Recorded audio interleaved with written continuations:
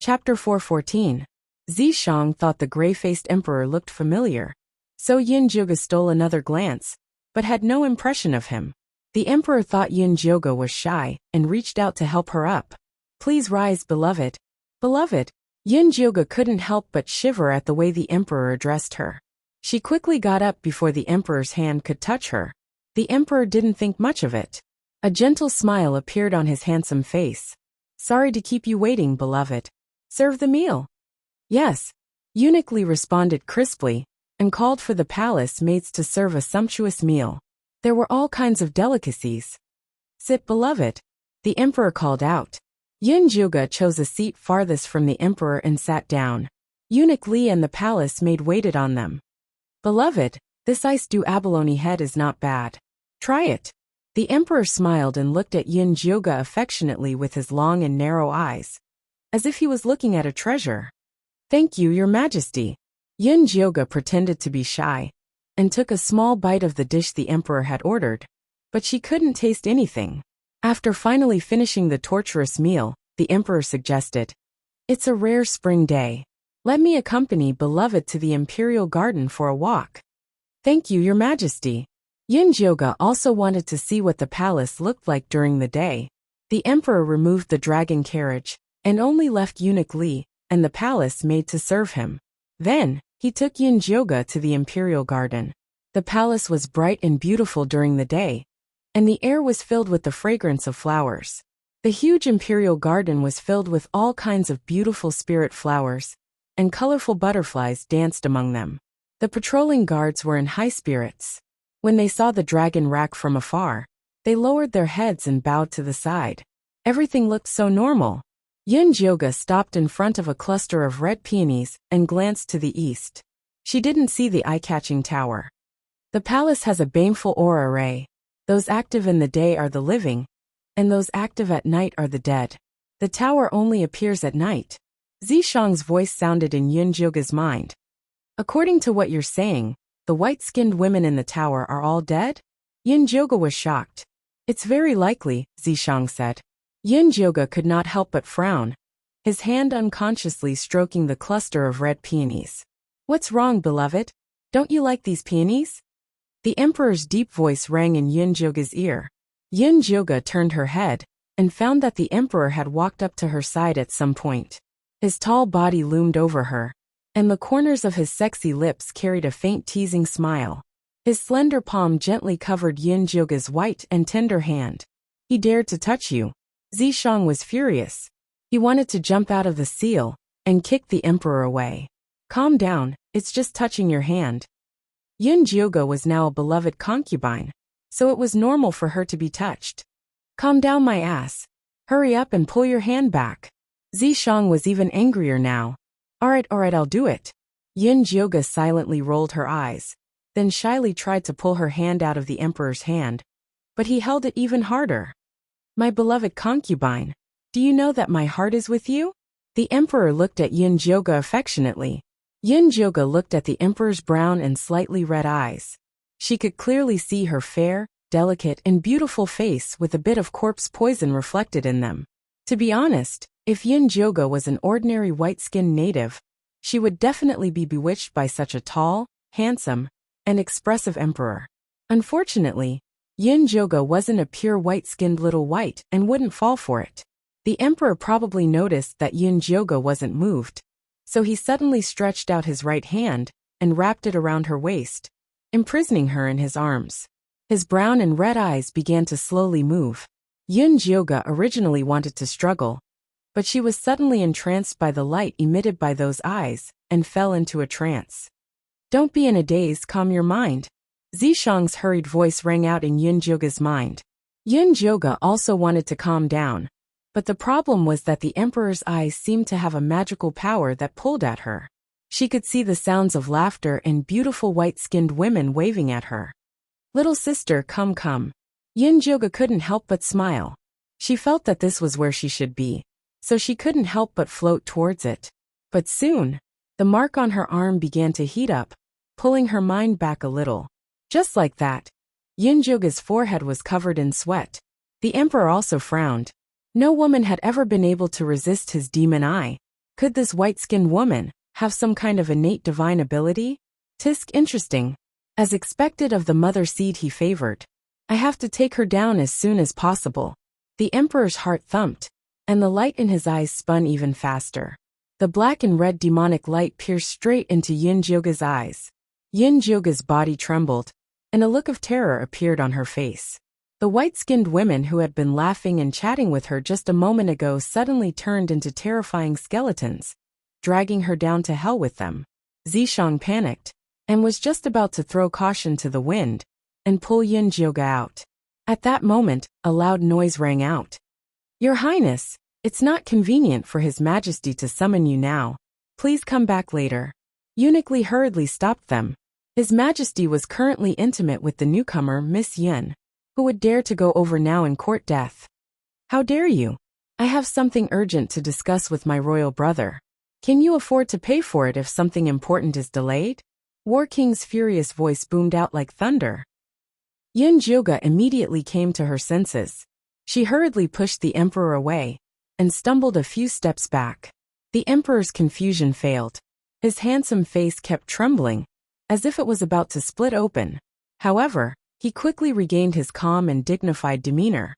He turned to Eunuch Li and said, Let my royal brother come over. Yes. Eunuch Li retreated to the side with his men. War King strode into the imperial garden.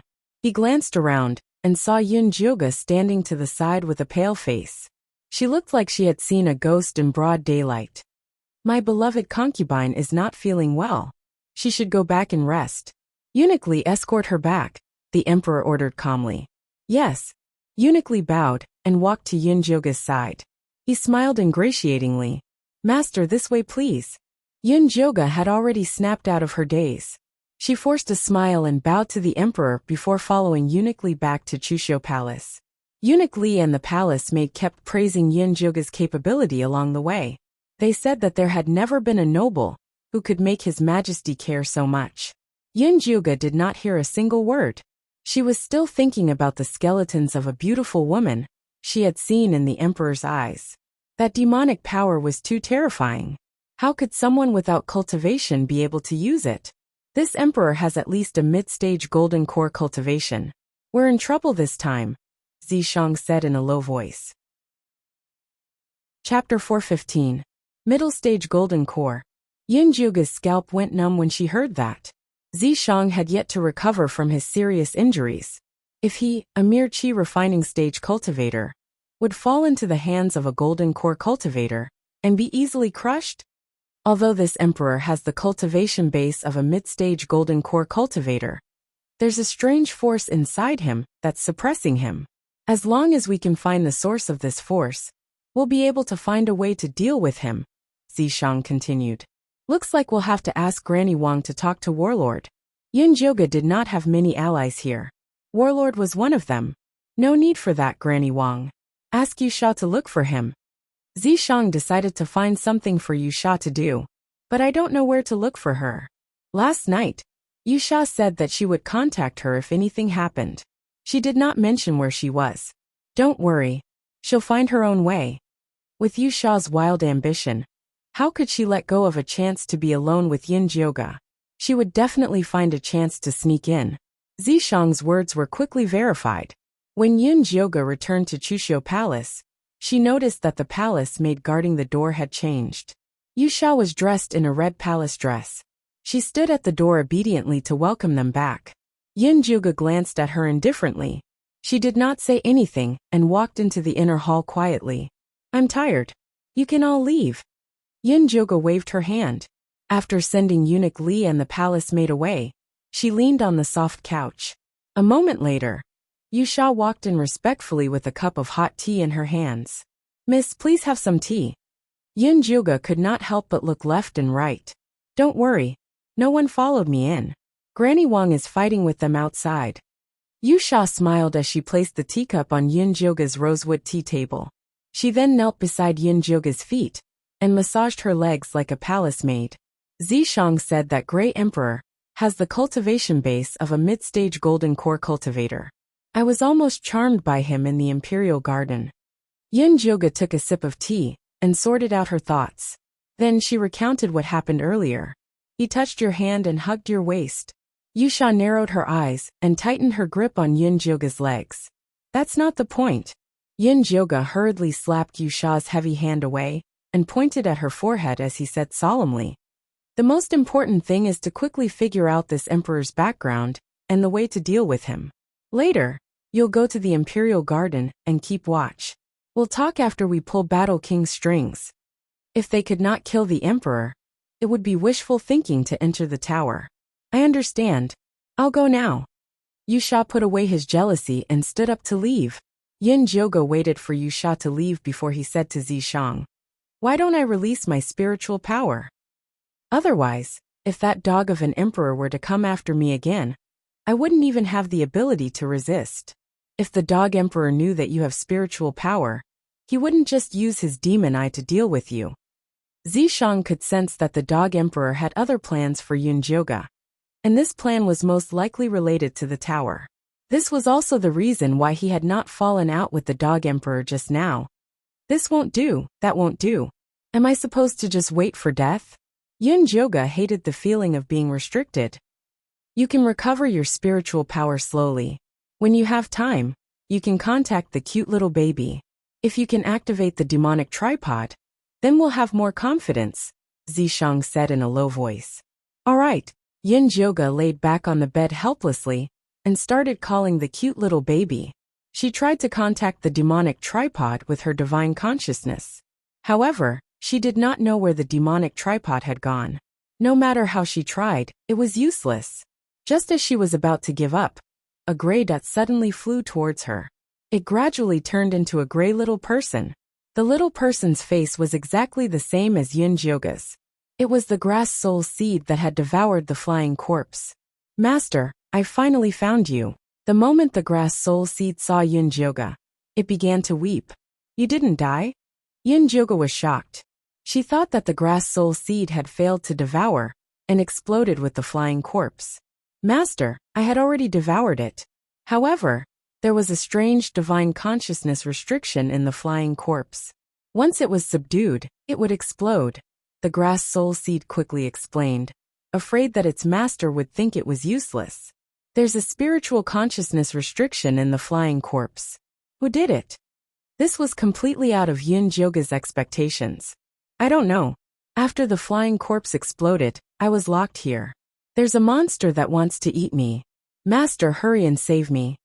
Speaking of the monster, the grass soul seed's little body kept trembling. It was clearly very afraid. Where are you locked? What monster wants to eat you? Yunjoga quickly asked. She had worked so hard to cultivate the grass soul seed. How could she let the monster eat it? I'm in a dark place. The monster is black. I don't know what it is. Oh no, the monster is here. I have to go. Master, you have to save me. With that, the grass soul seed disappeared without a trace. Wait! Yunjoga wanted to grab the grass soul seed and ask more. When she opened her eyes, she saw a gorgeous curtain. Miss, what's wrong? The palace maid lifted the curtain, her face full of worry. It's nothing. It's just a little nightmarish. Yunjoga touched her forehead, which was covered in cold sweat. Should we get the imperial physician to take a look? The palace maid poured some hot water on a copper plate and wrung a clean handkerchief to wipe Yunjoga's face. There's no need. By the way, where's Granny Wang? Yunjoga asked again. Although she had already sent Yusha to look for Warlord, it was safer to have one more person to contact. His Majesty said that Granny Wang is old and not suitable to serve you, so he sent her back to her hometown. The palace maid lowered her eyes, took the handkerchief from Yunjoga's hand, and placed it in the basin. Was he trying to isolate her? Yunjoga was not surprised. She replied, His Majesty is really considerate. By the way, what time is it now? Where is His Majesty? It's the hour of the evening now. It'll be dark in 2 hours. His Majesty is still in the imperial study, discussing important matters with His Highness Warlord. He wants you to have an early meal tonight and have a good rest, the palace maid said softly. I understand. Yunjoga nodded. It seemed that Yusha would have to wait until tomorrow to send news back. Miss, do you still want to sleep? The palace maid asked softly. I'm not sleeping anymore. Help me up. Yin Joga came to the outer hall and ate a few snacks. She pretended to be chatting and asked the palace maid, I still don't know your name. Eunuch Li had introduced her yesterday, but Yin Joga did not pay much attention to it. My name is Bao, the palace maid replied respectfully. How long have you been in the palace? Yin Joga took another sip of tea. I've been in the palace for 8 years. I've always been working in Chushio Palace. No noble has ever lived in Chushio Palace before. Monsieur the First. Bao knew that Yin Joga wanted to find out more information, so she took the initiative to tell her everything she knew. Do you know where those white-skinned women went? Yin Joga put down the teacup. She had been in the palace for 8 years, so she should have some information. Chapter 416. I don't know. Bauer shook her head. Although she had worked in the palace for 8 years, her range of activities was limited to Chushio Palace. She was not clear about other places.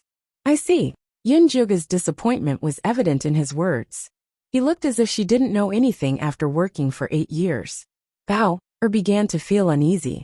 Nurse Wang had just been sent away, and it was time for her to perform. If she disappointed her master now, it would be difficult to gain trust in the future. Bao thought about it and whispered, I have heard a rumor about the white-skinned noblewoman, but I don't know if it is true or not. Anyway, tell me. Yin Joga's eyes lit up, and he immediately cheered up. I heard that after the white-skinned noblewoman slept with Her Majesty, she would be sent to another place to prepare for pregnancy. So there is no one in the harem now, Bauer said in a low voice. Prepare for pregnancy? Did they win the bid in one go? Yin Joga asked in surprise. Even a sharpshooter couldn't be so accurate. Miss, Bauer's face turned red. How could a virgin say such a shameful topic? I'm serious. Did those white-skinned noblewomen only sleep with Her Majesty once? This is a very important question. Yin Joga's face was serious. In the cultivation world, the higher one's cultivation, the harder it was to get pregnant. This was an unchanging truth. There was no reason for this gray-faced golden elixir emperor to be an exception. I only heard about it. Bauer looked embarrassed. She had never had a white-skinned noblewoman live in Chushio Palace. How could she know about these boudoir secrets? Did any white-skinned noblewoman give birth to a dragon son? Yin Joga asked again. No. Bao had been in the palace for 8 years. Not to mention a dragon son. She hadn't even seen a dragon girl.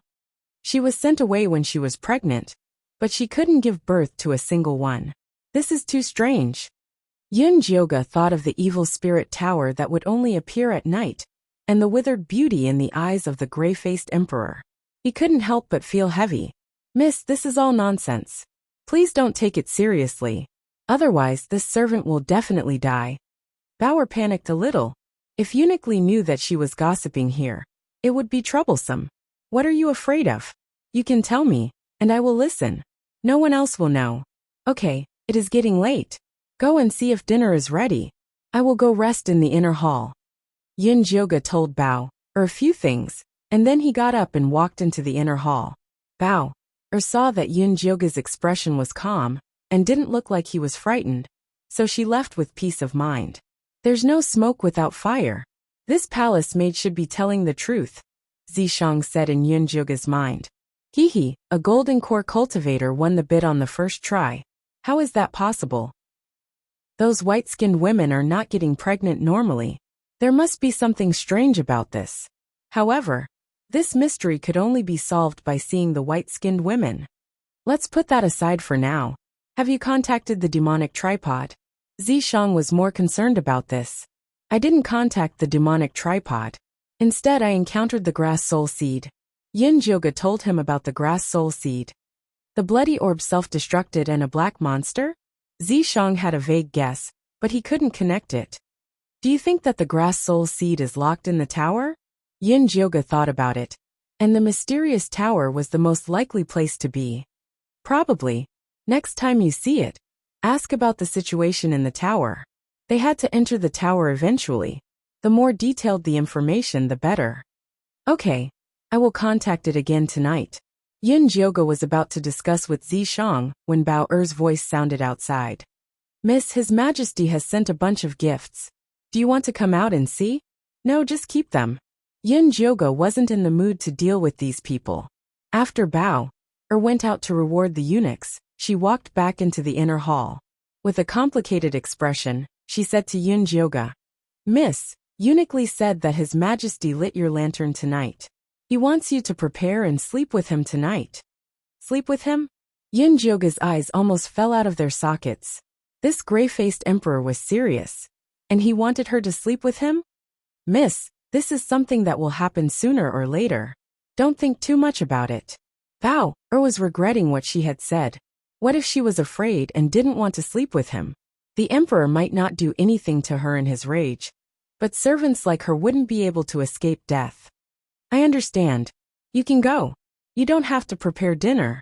I have no appetite, Yin Jyoga said weakly. Bao wanted to say something, but when she saw that Yin Jyoga didn't want to talk about it, she left. Go find Yusha. We will go to the high tower tonight. Zishang immediately made a decision. Even if it cost her cultivation, she would take Yin Jyoga away from this place. She didn't want the gray-faced emperor to think about her. There's no hurry. Didn't you say that the gray-faced emperor is being suppressed by a mysterious force? Let's wait for news from Warlord first. Also, judging from the emperor's attitude, if I don't obey, he won't do anything rash. If he did, then she would take his life while he was distracted. No, that's too dangerous. Zishang seemed to have thought of something and suddenly said, Call Yusha over. She should be guarding Warlord at the entrance of the Imperial study right now. How do I call her? Yin Jyoga was helpless. She couldn't go out in front of Bao and the palace maids, could she? Use your divine sense to call her. She'll be able to sense it. Zishang knew that Yusha had secretly done something to Yin Jyoga's divine sense, but he had turned a blind eye to it. All right, I'll try. Yin Jyoga closed her eyes and was about to summon Yusha using her divine sense when she heard her voice by her ear. Jyoga, are you calling me? When did you come in? Yin Jyoga was shocked. When she opened her eyes, she saw Yusha standing in front of her with a golden red muslin robe. I heard that the gray-faced emperor wanted you to serve him in bed, so I rushed over. Yusha placed the muslin robe next to Yin Jyoga and asked through gritted teeth, What did Zishang say? That gray-faced emperor had taken advantage of Lady Goddess in the Imperial Garden. Now, he wanted Lady Goddess to serve him in bed. He deserved to die. He said he wanted to go to the tower tonight, but I thought it was too dangerous, so I didn't agree. Help me talk to him. Yin Jyoga didn't think that the gray-faced emperor could do anything to her. Tell him to grab the mark. I'll talk to him, Zishang ordered hastily. Oh. Yin Jyoga rolled up her sleeves and relayed Zishang's words. Yusha reached out and grabbed the mark on Yin Jyoga's body. Then, she closed her eyes and listened carefully. She didn't know what Yusha said to Zishang, but the expression on her face changed. She couldn't help but nod and say, I understand. That's what we'll do. Chapter 417. What are you guys talking about? Yin Jyoga couldn't help but ask. Unfortunately, Zishang and Yusha ignored her. All right, let's do that. Yusha opened her eyes and asked Yin Jyoga, Do you still have your disguise? Can you help me whiten my skin? Yes. Whitening her skin was too easy for Yin Jyoga. She had a beauty pill with her. After consuming it, not only would it whiten her entire body, but it also had a soft glow effect. She made it when she was bored and was going to sell it at Plethora Treasure Tower. After Yusha swallowed the beauty pill, she untied her hair and let it fall behind her head. Then, she took Yin Jyoga's medicine and applied it on her face. In the blink of an eye, she turned into a fair beauty. Why did you disguise yourself as me? Yin Jyoga looked at Yusha, who looked 90% like her. Let's switch. How about I consummate your marriage with Grey Emperor? Yusha winked.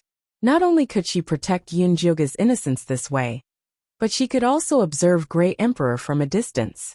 It was perfect. Yin Jyoga was dumbstruck. Her mouth was so wide that an egg could be stuffed in it. She knew Yusha was nice to her, but she didn't think she would be nice enough to replace her. You don't have to worry about her. Demons have no morals. Zishang couldn't help but complain. Yusha is a demon? Yin Jyoga was even more shocked. Demons and demonic cultivators were two different things. Damn it. What if she accidentally revealed Yusha's identity? Zishang thought about it for 2 seconds and decided to expose Yusha's true colors. Do you remember the devil's head in the ruins? Yes, I do. Yin Juga nodded. The head was handsome with curly hair and 2 goat horns. That's Wansha. He's possessing Yusha now, Zishang said as he carefully used his divine consciousness to peek at Yin Juga's thoughts. So, Yusha is actually a man? Yin Juga was even more shocked. Then, wasn't he disguising himself as Grey Emperor's wife? Since they were gay friends, how could he be her lover in her past life? She was a woman in her past life. Zishang sensed the chaos in Yin Juga's heart. Harboring evil intentions, he explained. Wansha has no integrity at all. Not only does he kill both men and women, but he also has lovers everywhere. He has no bottom line. Everything Zishang said was the truth. He had absolutely no intention of slandering Wansha. It was just that he forgot to mention that all those ridiculous things happened before Wansha hooked up with the goddess. Alright, Yin Juga's mind was in a mess. Although she was touched that Wansha had risked his life to save her, when she thought of his shameless actions, she felt horrified. Wansha still did not know that he had been betrayed by Zishang. After disguising himself, he sealed his cultivation and said to Yin Juga, "Quickly disguise yourself as me and change into the palace maid's clothes." Oh, okay. Yin Juga absent-mindedly painted herself to look like a gray-skinned man, and then changed into a red palace maid dress. Take this invisibility pill, and stay on the side to help me hold the fort later. If anything goes wrong, help me out. Yusha rubbed his jeweled earring, and took out a gray pill. This was the invisibility pill that her family had prepared for her. It was expensive, and she only had 3 of them. Yin Juga took it and sniffed it. After confirming that it was a high-grade invisibility pill, she swallowed it. After Yusha waited for Yin Juga to successfully conceal herself, she laid down on the chaise lounge and called for Bao, to come in and serve her. Bao, thought that Yin Juga was having dinner, so she brought the little palace maid in to take a look. She found that Yusha had already changed into a gauze dress and was lying on the chaise lounge, looking completely at her beck and call. "Miss, you've thought it through?" Bauer was surprised and delighted. Go and stand guard at the door later. When the emperor arrives, let him into the inner palace." Yusha said lazily. Yes. Bauer nodded quickly. Although this was a little against the rules, there were no rules in the imperial harem. As long as the emperor did not blame her, it was fine. However, before Bauer left, she still led the little palace maids to tidy up the inner palace. The curtains and bedsheets were all changed into a festive bright red. A red carpet was laid on the floor, and bright red peonies were placed on the bedside cabinet. The atmosphere of a newlywed immediately became lively. After Bao was done with the decorations, she left with the little palace maids. "Are you really going to serve me in bed?" Yin Juga could not help but ask. "Juga, if you can't bear to leave me, I won't go." Yusha reached out to pull Yin Juga. Her beautiful eyes were sparkling with a suggestive gleam. "You don't have to sacrifice yourself like this for me." Yin Juga was conflicted. Although demons had no morals, Yusha was sacrificing himself for her. She could not help but feel uneasy. "It's not a sacrifice. I've cultivated the art of plucking before. If I can take this opportunity to absorb more than half of the Grey Emperor's cultivation base, it'll be of great benefit to me." Yusha was considering this from a strategic point of view. Rolling in the sheets with a man was not a problem for him at all. This body was not his real body anyway. It was fine to just play with it. Alright, since Yusha had already said so, it would be unreasonable of Yin Juga to try and stop him. "Are you hungry? Do you want to eat something?" Yusha's long, black hair fell to the side of her body, revealing her fair and delicate collarbone. Her slender fingers hooked around Yin Juga's palm. She exuded a powerful charm. "I'm not hungry. I've eaten an abstinence pill." Yin Juga silently retracted her hand. She thought to herself that when Zishang was able to show himself, she would definitely roll in the sheets with him, to set up her correct values. "Don't worry. I'll be able to show myself very soon." Zishang chuckled softly. His elegant voice was like a feather caressing the tip of Yin Juga's heart. Yin Juga felt her heart itch. Compared to the seductive Yusha, She preferred the sultry Zishang. It looked like her values were still very correct. Wan Sha, who was unaware of the situation, was still using Yu Sha's body to seduce Yin Jioga. There were a few beautiful girls among the lady goddess's lovers back then. There was no reason for him to not be tempted by the current him. Just as the two of them were engaged in a tug of war, Bao'er's clear voice rang from outside. Long live the emperor! Yin Jioga quickly hid herself and retreated to the side to avoid attracting the great emperor's attention. The next moment, the great emperor strode in from outside. There was a gentle smile on his handsome face, and his entire being exuded a proud aura. Yu Sha got up from the imperial concubine's couch and bowed to the ground. Your concubine greets your majesty. My beloved concubine, you may dispense with the formalities. The great emperor held Yu Sha's slender arm and pulled her into his arms. He smiled and said, My beloved concubine, you're really lovely today. I'm very happy. Your majesty, you flatter me. Yu Sha lowered her head slightly. The blush on her face spread to her neck. It was an indescribably moving sight. The great emperor's gaze deepened. He smiled ambiguously and said, The night is too short. Let's go to bed. After that, he carried Yu Sha in his arms and walked toward the large bed in the inner hall, stepping on the red flower petals that covered the floor. Chapter 418. Yin Jioga stood stiffly in the corner as he watched Great Emperor's dragon robe and Yu Sha's red muslin robe on the floor. The two of them were touching each other and rolling around on the bed. Goosebumps rose all over his body and his scalp went numb. Close your eyes if you don't want to look. Don't force yourself. As Zishang spoke, he slowly revealed himself and held Yin Jioga's hand. You can show yourself now? Yin Jioga looked at Zishang's handsome face and couldn't help but feel excited. Although Zishang was always by his side, there was still a big difference from touching the real person. It can only last for a short while. This short while was a burst of demonic power that he had been accumulating for a long time.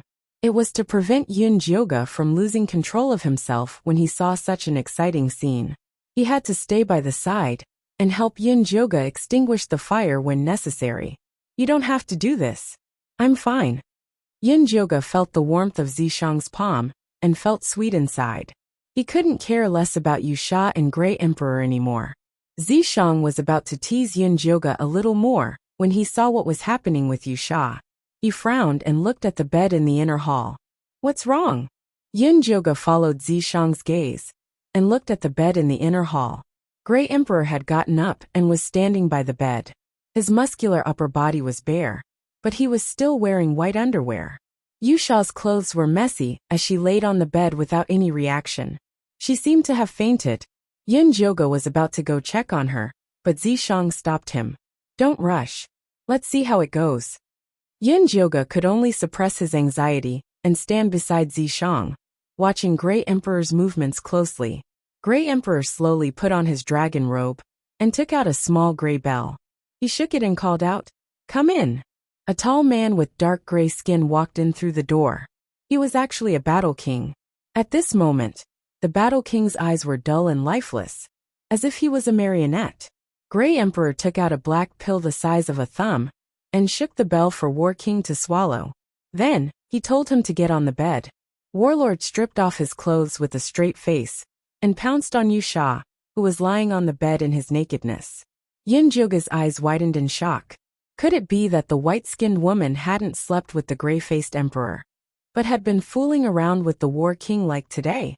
Also, what was that black meatball that Battle King ate just now? It smelled fishy, and he wondered if messing around with Yu Sha would hurt her. When Yin Jioga saw that War King had already begun to tear Yu Sha's thin trousers apart, Yin Jioga began to panic. He was afraid that Yu Sha would be at a disadvantage. Zishang's frown deepened. In the end, with a flick of his finger, a purple mist quietly slipped out. He had placed some gunpowder around Chushio Palace in the tower, planning to use it at a critical moment. He had exposed himself in order to save Yu Sha just now. The gray-faced emperor must have sensed it, so all his arrangements were ruined. If that's the case, then let's go look for Warlord now. The meatball he ate earlier has an aphrodisiac effect. He might be waiting for us to save him now. Yinjuga's eyes were sharp. He had already spotted Warlord in a state of arousal when he ran out naked. It was said that men were like wild beasts when they were aroused. It was hard to guarantee what they would do. You stay here to fool others. Juga, come with me. Zishang made a prompt decision and dragged Yinjuga away. Hey, Yusha was not even dressed yet, so she could not catch up even if she wanted to. Yinjuga followed Zishang out the window and smelled a faint musk lingering in the air. This was left behind by Warlord. He's over there. Zishang scanned the area and accurately determined Warlord's whereabouts. Yinjuga looked into the distance and realized that Zishang was pointing at Pear Blossom Garden. Pear Blossom Garden still shone with a beautiful light, but it was no longer peaceful. Under a blooming pear blossom tree, the sounds of a woman's choking moans and a man's intense panting could be heard intermittently. When Yinjuga and Zishang arrived, they saw the War King galloping around a palace mate's body with bloodshot eyes. The pear blossom tree shook violently as he slammed into it, and the pure white petals fell on his sweaty back. Yinjuga was about to rush forward to save him, but Zishang pulled him back again. What's done is done. Why don't we wait until he's done? Otherwise, it'll be troublesome if Warlord gets stuck there in shock. Yinjuga immediately imagined the scene of a stick stuck in his head. His face darkened, but he did not dare to rush forward. Fortunately, Warlord had already reached his limit. His back was as taut as a bow. After a low growl, he collapsed on top of the palace maid. Chapter 419. Zishang waved his sleeve, and purple mist wrapped around Warlord. He rolled to the side, revealing the palace maid he was pressing down on. Bao-er. Yinjuga was shocked. The one Warlord was humiliating was Chushio Palace's palace maid Bao-er. Perhaps it was because of the chaotic situation that Warlord grabbed a random palace maid and messed with her in Pear Garden. Bao-er was unlucky. Right now Bao-er was a little pitiful. Her beautiful face was covered in tears, and her curvy body was covered in bruises. Her lower body was even worse. The gray-skinned man's body was stronger than a normal human's, but Warlord still messed with him. It was enough to show how much of a beast Warlord was after taking the medicine. Take her back first. Don't let Grey Emperor and Warlord know about this. Zishang ordered Yinjuga as he waved his hand and shot out purple mist to wipe away all traces of Pear Garden. Yinjuga took out a cleansing talisman and put it on Bao-er. Then, she wrapped her in her clothes and followed Zishang back to Chushio Palace. How is it? Did you find Warlord? What happened to Bao-er? Yusha had been hanging around Chushio Palace lately, so she knew Bao-er very well. Bao-er was caught by the mad Warlord. Yinjuga put Bao-er on the bed. Warlord raped her? Yusha thought of something and lifted Bao-er's clothes to examine her body.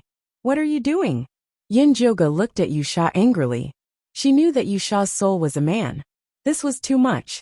Didn't you say Grey Emperor gave Warlord an aphrodisiac pill? There should be something different if he let it out. Yusha checked Bao-er and found nothing strange. She looked up and asked Yinjuga, when you saw her, what color was the liquid on her? Yinjuga saw how serious Yusha was and couldn't help but scratch her face. She hesitantly said, I think it was gray. She was too shocked and didn't look closely. It was gray, Zishang replied calmly. Back then, the War King's condition was abnormal. Something was controlling his body. If he didn't let it out, his life would be in danger. That was why he stopped Yinjuga from going up. Yinjuga's eyes widened. Yusha thought about it for a moment, then placed his hand on Bao-er's abdomen and examined it thoroughly. In the end he frowned and said, so it's this thing. What is it? When Yinjuga saw Yusha and Zishang talking as if they were talking in riddles, he was so anxious that he wanted to punch them. What the Grey-Faced Emperor wants the most is a devilish embryo formed from demonic qi and baleful qi, Zishang said expressionlessly. What does he want the demonic embryo for? Yinjuga blinked. The devilish embryo was a mixture of devilish qi and baleful qi. It was one of the evilest things in the world. It was absolutely not something that a golden core stage cultivator could cultivate.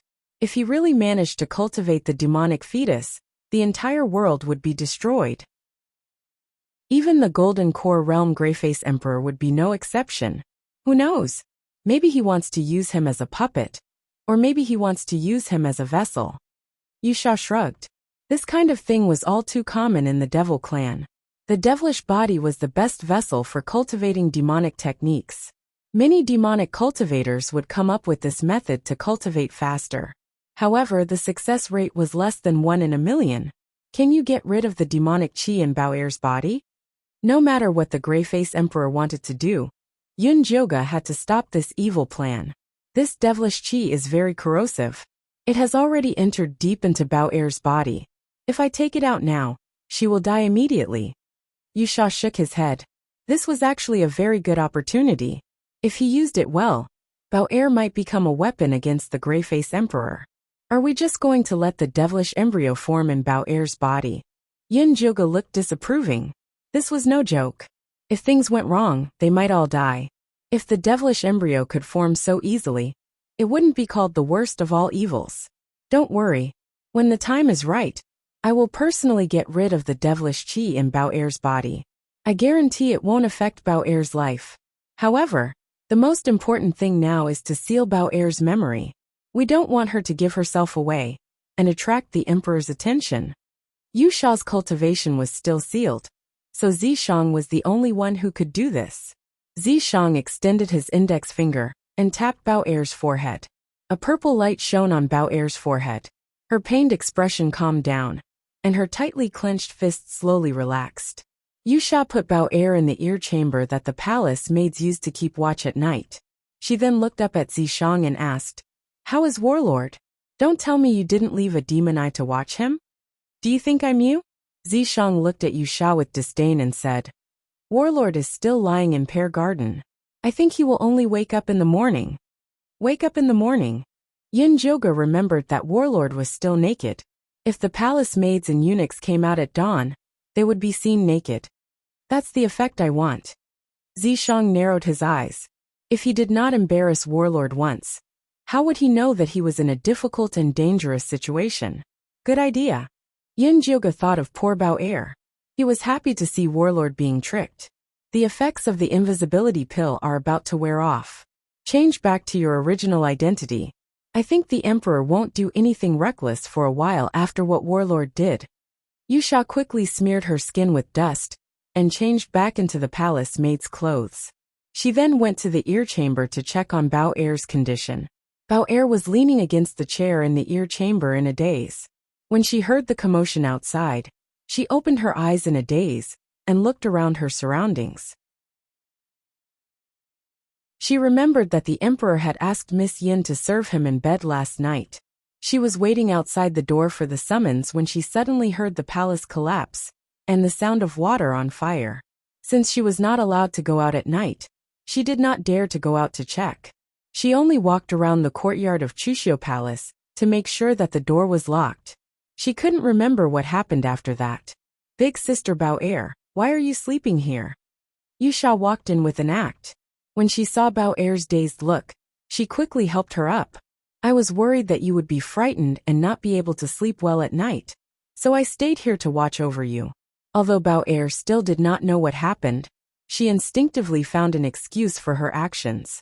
Big sister Bao-er is really attentive to the young lady. "But it's almost dawn.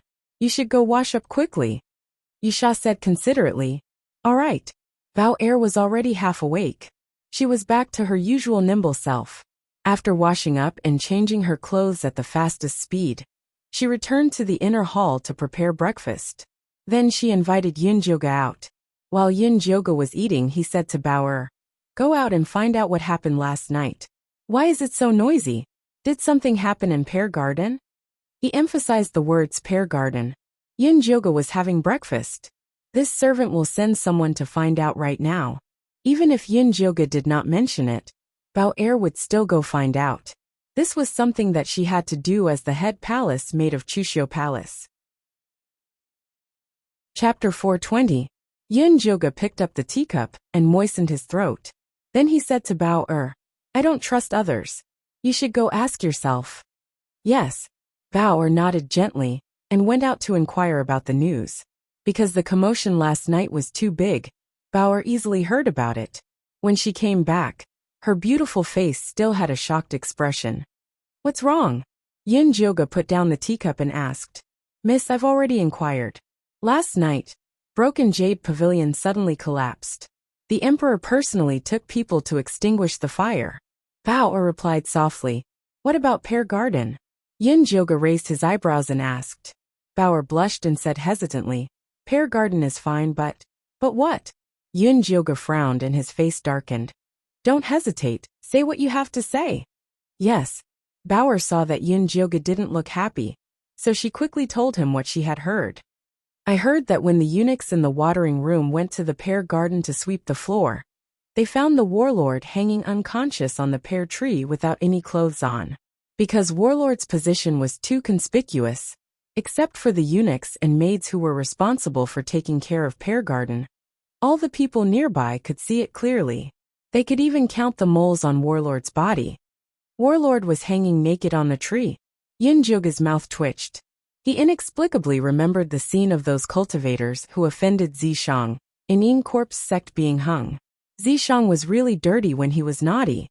He didn't know where he learned this bad habit of taking off people's clothes when he was unhappy. Warlord took off his clothes himself, okay? Zishang was very dissatisfied. How could he be described as a pervert? He was kind enough to wrap a circle around Warlord's waist with leaves. Actually, he wasn't hanging. I don't know who knitted a grass leaf skirt for Warlord and put a big lotus leaf in the middle, Bao said with a blushing face. A big lotus leaf in the middle. Yin Joga didn't know whether to laugh or cry. It was better to be naked. Miss, don't forget to tell others. It'll be bad if they hear it. Bao reminded him. Although the emperor was in charge of the harem, the war king was still the emperor's younger brother. It would be dangerous for him to lose his temper. I know. Pass down the order as well. Tell the people of Chushio Palace to shut up and not talk about this matter. Yin Joga ordered. Even though Bao's memories had been sealed by Zishang, it was hard to guarantee that she would not suddenly recall the time when she was humiliated. I understand. Bao agreed with Yin Joga's order, so she went to do it. After Bao went out, Yusha sneaked in. Where did you go? He disappeared early in the morning. It's such a fun thing. Of course I have to go and see it myself. Yusha winked mischievously at Yin Joga and said with a smile. Bao didn't tell me everything just now. Actually, there's more to it. What else? Yin Joga asked with interest. After the warlord ran away, he went to the imperial study and made a scene with the emperor. Now he's grounded by the emperor, Yusha said in a low voice. Grounded? Can we still find him? Yin Joga wanted to have a good talk with the warlord. I've already sent him a message. He said that he'll find a chance to talk to you tonight. Yusha didn't go out just to watch the show. Then I'll wait for the good news, Yin Joga said with a smile. In order to have a smooth private meeting with the warlord tonight, Yin Joga even went to Eunuch Li to ask about Grey Emperor's whereabouts. Something happened at Broken Jade Pavilion last night. His Majesty will be very busy these few days. However, His Majesty is still concerned about you, so he asked you to let him know if you need anything. Don't make yourself feel wronged, Eunuch Li said respectfully. He didn't know that Yin Joga didn't consummate the night before. He thought to himself that the white-skinned noblewoman was different this time. She didn't immediately send her out to have her miscarriage checked. I understand. Thank you, Eunuch Li. Knowing that Grey Emperor didn't have time to care about her, she was completely relieved. After nightfall, Yin Joga sent all the palace maids and eunuchs away. Only Yusha stayed with her to wait for the warlord's arrival. It wasn't until midnight that Zishang reminded her, he's here. Yusha retreated to the back and hid. Now wasn't the time for her to show herself. Yin Joga smoothed out the wrinkles on her clothes, got up, and opened the door. She saw the black-robed emissary, wearing a white mask. Why are you here? Yin Joga frowned. She thought Warlord would come in person. She didn't expect him to send an emissary. How insincere. Good night, Miss Yin. His Highness Warlord is grounded by His Majesty and can't move. He could only send me as an emissary to negotiate with you. I wonder if you have anything to say to him? The masked man's voice was very gentle. It was easy to believe his words. I'm only talking to Warlord himself. I don't suspect anyone else. You may leave. Although Yin Jyoga knew that this masked man was Warlord's good friend, she didn't want to talk nonsense with him. Miss, are you worried about my identity? Although I'm a black-robed emissary, I'm with His Highness Warlord. If you don't believe me, you can take a look at this. The masked man took out a gray token. On it was the symbol of the Revolutionary Army. It represented his position as the deputy leader of the Revolutionary Army. I don't care who you're with. I just want to see Warlord, Yin Jyoga said firmly. The masked man was silent for a moment. He sighed and said, I can tell that Miss Yin isn't an ordinary person. Your insistence on seeing Warlord must have something to do with what happened last night. Last night, you mentioned the broken Jade Pavilion's collapse. Yin Jyoga played dumb. No. The masked man gave Yin Jyoga a deep look. He then said, I'm talking about the failed consummation last night. What do you mean? It seemed like this masked man knew a lot of things. Let's not beat around the bush. Since you're standing here in one piece, you should already know that the white-skinned woman was slept with by Warlord in place of His Majesty. The masked man continued. That's right. I know it was Warlord's doing, but I don't know why he did it. He doesn't look like a man blinded by greed. Yin Jyoga continued the masked man's topic. I can tell you the reason, but you must help me, the masked man said. Help you with what? Yin Jyoga asked. I want you to help me deal with His Majesty's Lung Hui. The masked man stared at Yin Jyoga and said, You don't have to refuse. I know you have the ability. From the first time I saw you, I knew you didn't belong to this world. You're from the outside world, just like him. Yin Jyoga's pupil shrank. The masked man's words contained too much information. Chapter 421. So that gray-faced emperor came from the outside. No wonder he could cultivate to the golden core stage. Zishang had been curious about the lack of spirit qi in this world. Everywhere was filled with killing intent. It was not easy to cultivate to the golden core stage. I was wondering why he was so weird. He didn't look like an emperor at all. Also, the rules in this palace are so messy. Yin Jyoga compared the palace in Thunder Country.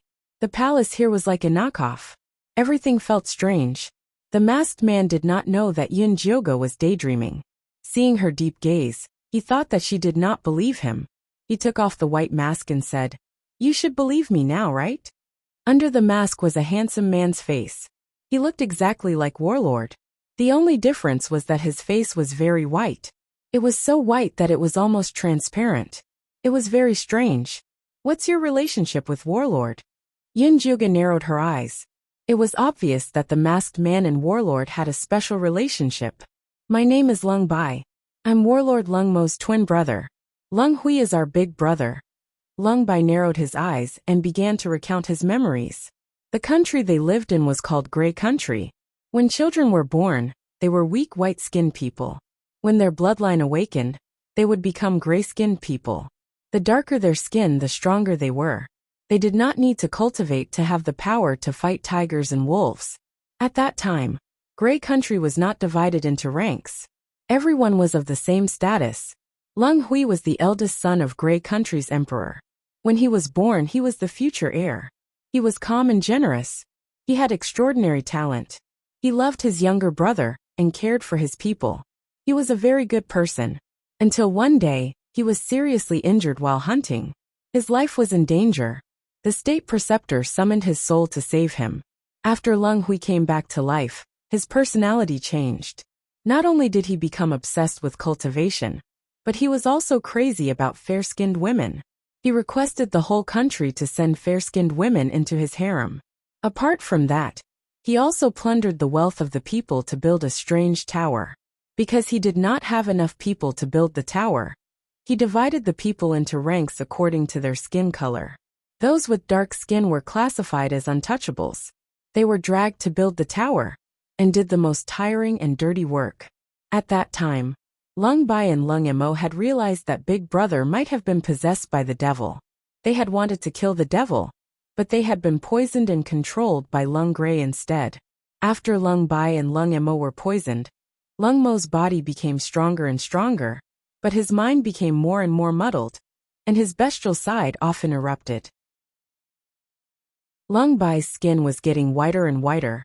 and his cultivation was getting higher and higher, but he had lost the ability to procreate. When Yunjoga heard that Lung Bai had been poisoned, he could not help but interrupt him. "Stretch out your hand, I'll check your pulse." Lung Bai was stunned, but he still extended his hand obediently. A glimmer of hope appeared on his face. Yunjoga placed his hand on Lung Bai's slender and fragile wrist, and discovered that there was actually no pulse to speak of. It was a completely dead body. Lung Bai's body is cursed. This is refined by a golden core cultivator's soul energy mixed with poison. Only the person who poisoned him can remove it. You have no way of removing it now. Zishang had long seen that Lung Bai was poisoned. However, he had no way of curing this poison, so he did not tell Yunjoga. It was actually a curse. Yunjoga had heard of this strange poison before. It was very similar to a curse, but it was even more troublesome. To cure it, one had to be a realm higher than the person who poisoned him. This was impossible for Yunjoga. Zishang was more likely to do so. However, it was obvious that Zishang would not waste his demonic power to do such a thing. "I'm sorry, I have no way of curing it either." Yunjoga retracted his hand helplessly. "It's fine. The poison that the devil used is extremely strange. There's no cure at all. I've already resigned myself to my fate." Lung Bai lowered his eyes to hide his disappointment. He retracted his hand and continued to talk about Lung Hui. After that devil-possessed Lung Hui, he had also lost the ability to procreate. That was why he had Lung Mo, who had the same bloodline as Lung Hui, take his place in bed. After those white-skinned women slept with Lung Mo, they were brought to the tower by Lung Hui and disappeared. Lung Bai had once sent assassins to check on the tower, but without exception, none of them walked out alive. I originally wanted to go there personally, but as long as I get close to the tower, Lung Hui will immediately sense it and increase the dosage of the poison. When my skin becomes completely transparent, I will die. It doesn't matter if I die, but I can't watch the devil in Lung Hui's body destroy this country. Since you were able to come to our gray nation safely from the outside, you must have a way to deal with that devil." Lung Bai stared at Yunjoga, as if he was looking at a savior. "It seems that this Lung Hui has been possessed. The power suppressing him should be the sole power that Lung Hui left behind," Zishang said thoughtfully. "Then as long as we help to strengthen Lung Hui's soul power, won't we be able to send the person who has possessed him flying?" Yunjoga immediately asked. A soul that had lost its body was very weak. It would be easy to deal with it. We don't have anything that can strengthen Lung Hui's soul power now. Moreover, the possessed cultivator is already in the golden core realm. It won't be that easy to get rid of him, Zishang said calmly. This nameless golden core had possessed Lung Hui for so long. It was already deeply rooted in his body. It would be very difficult to get rid of it. Lung Bai might have a way. After all, they are blood brothers. Yunjoga said optimistically. Then you should ask him. Zishang said without much hope. Then I'll ask. Yunjoga came back to his senses and said to the nervous Lung Bai, I do have a way to deal with that possessed devil. Actually, I've already discovered a mysterious power that can suppress the devil. It should be the sole power that your big brother left behind. That means my big brother is still alive? Lung Bai's eyes widened in disbelief. That's right. If you can awaken your big brother, we have the confidence to deal with that devil. Yunjoga nodded. Then how do we awaken him? Lung Bai asked anxiously.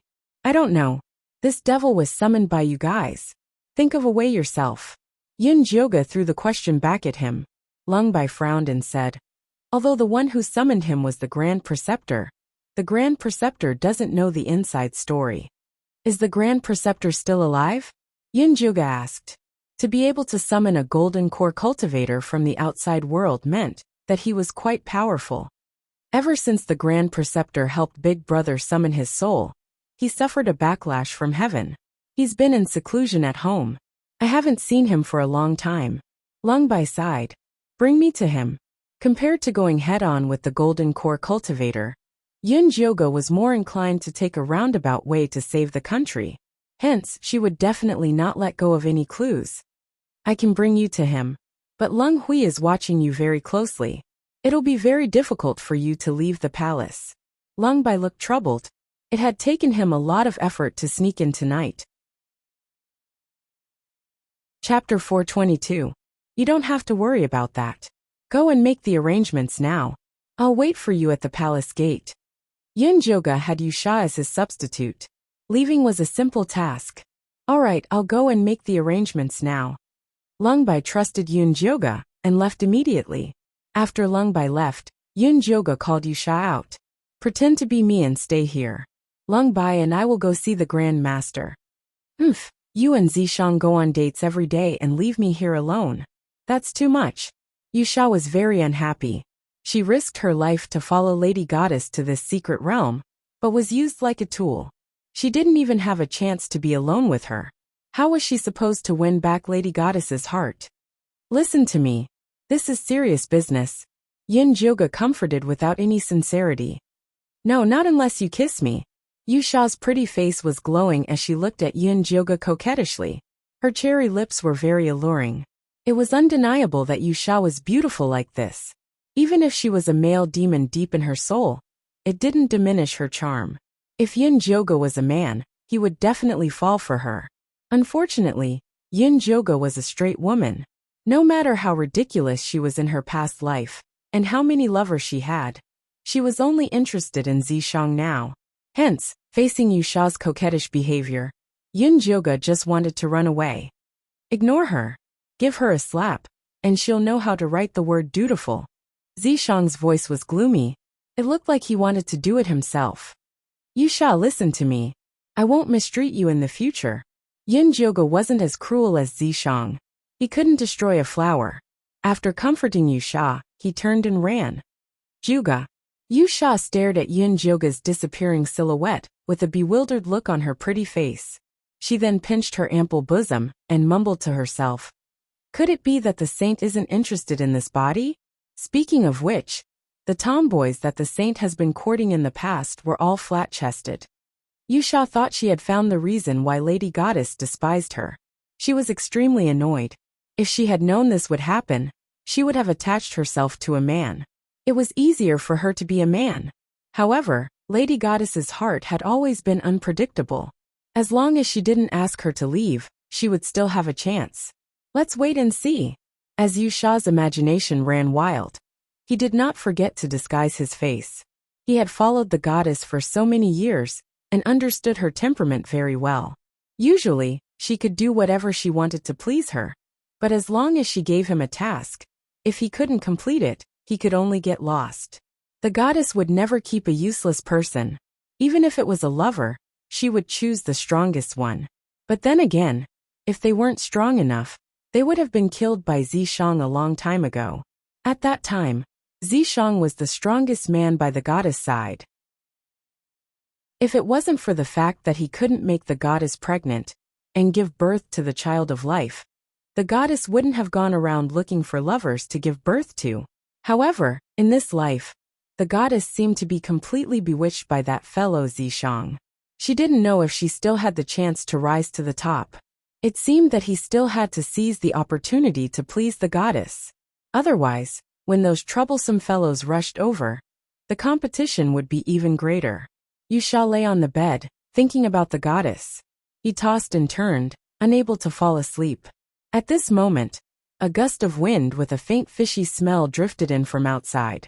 Yusha's body tensed up, but he soon relaxed and pretended to fall asleep. A moment later, a black silhouette entered the room without a sound. He stood by the bed and stared at Yusha. Then he suddenly bent down and moved closer to Yusha's neck. His nostrils flared like a wild beast looking for prey. Yusha didn't need to open her eyes to know that the person who came was Lung Hui. She tried her best to relax her breathing, so that Lung Hui wouldn't notice anything out of the ordinary.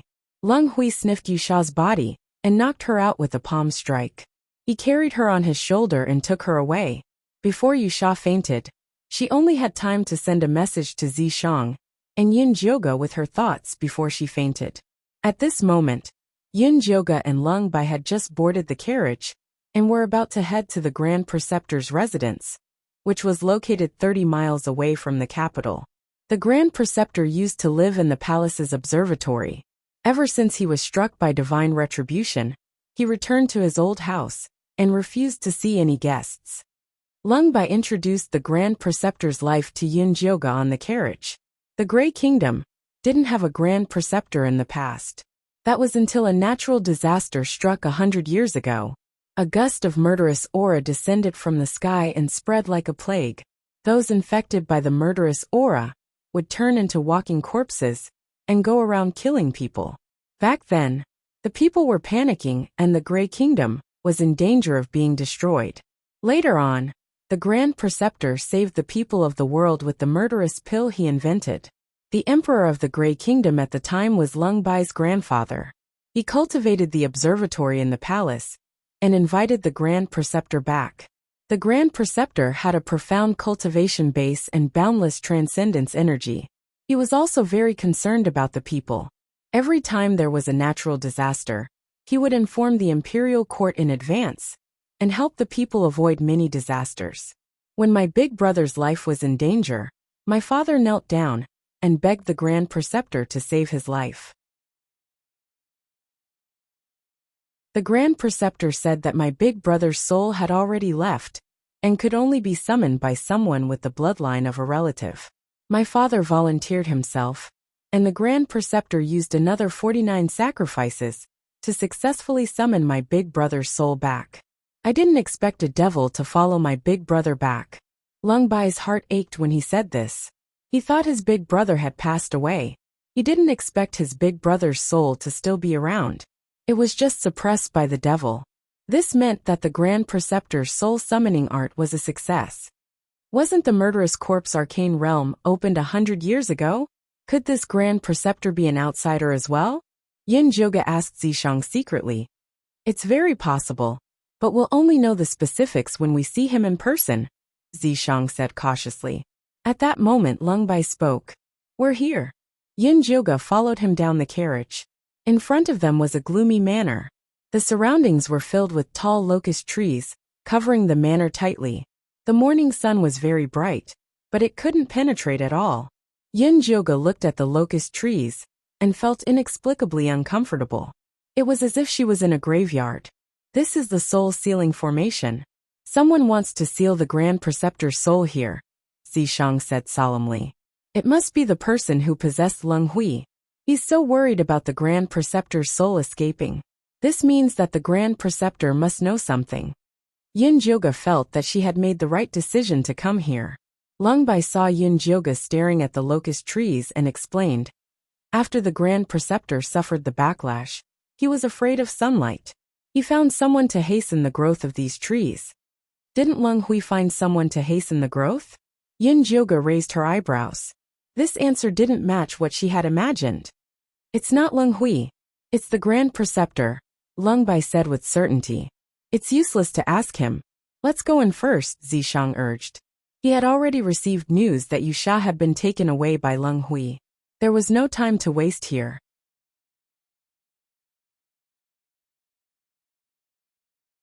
Chapter 423. Alright, I'll go in now.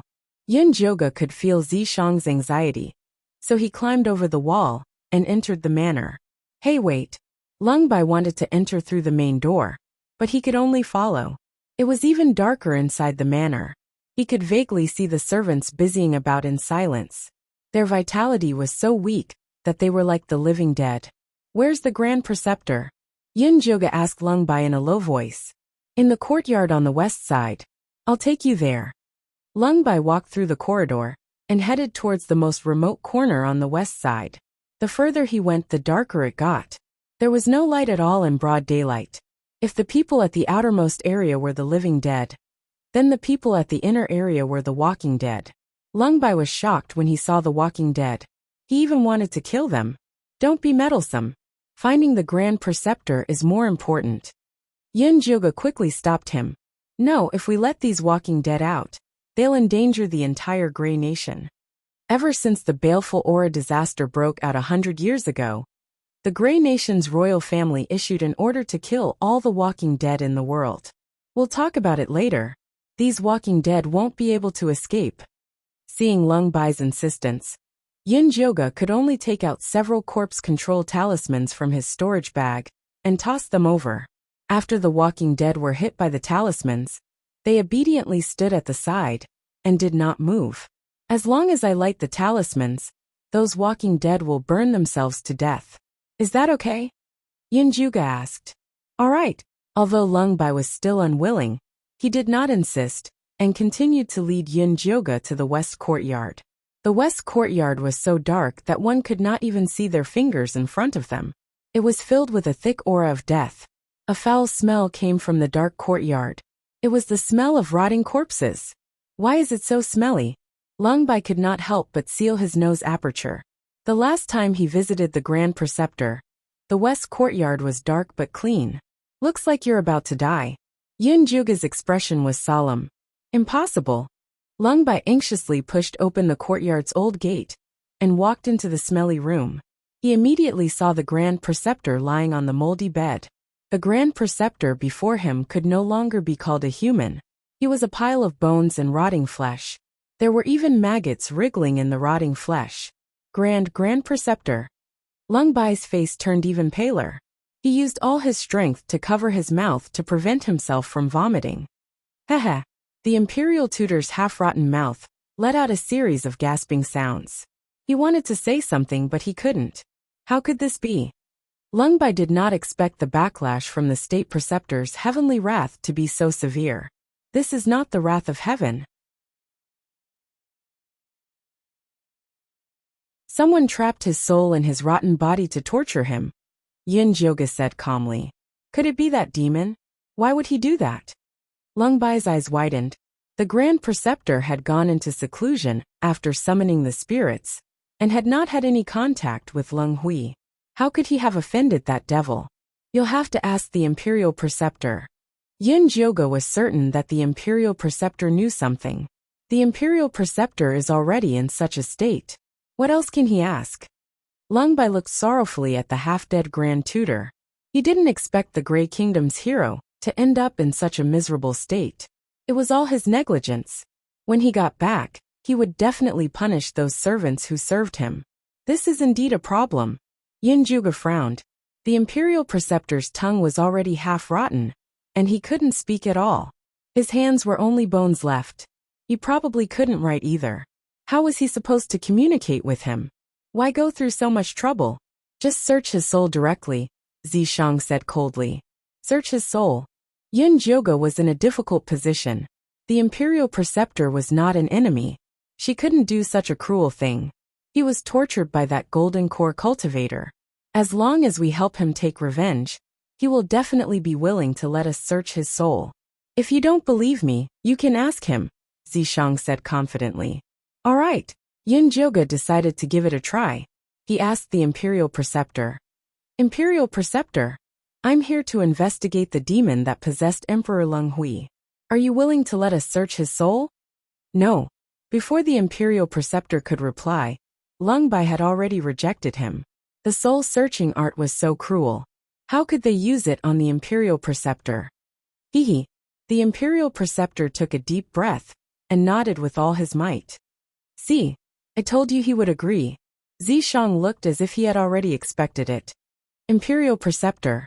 Lung Bai was at a loss. Since the Imperial Preceptor agrees, let's search. Yunjuga saw that Lung Bai was still hesitating. She said unhappily, if you dilly-dally now, not only will you increase the Imperial Preceptor's pain, you will also delay us from saving your big brother. Lung Bai thought of her big brother, who was being suppressed by the demon. In the end, she still nodded and agreed. All right, hand the body to me. I will search it. Zishang was worried about Yunjuga's technique. All right. Yunjuga closed her eyes in trust and handed the body to Zishang. Lung Bai, who was waiting anxiously at the side, saw that Yunjuga didn't move for a long time. Just as she was about to ask about the situation, Yunjuga suddenly opened her eyes. Her entire aura changed. There was a faint purple glow in the depths of her black eyes.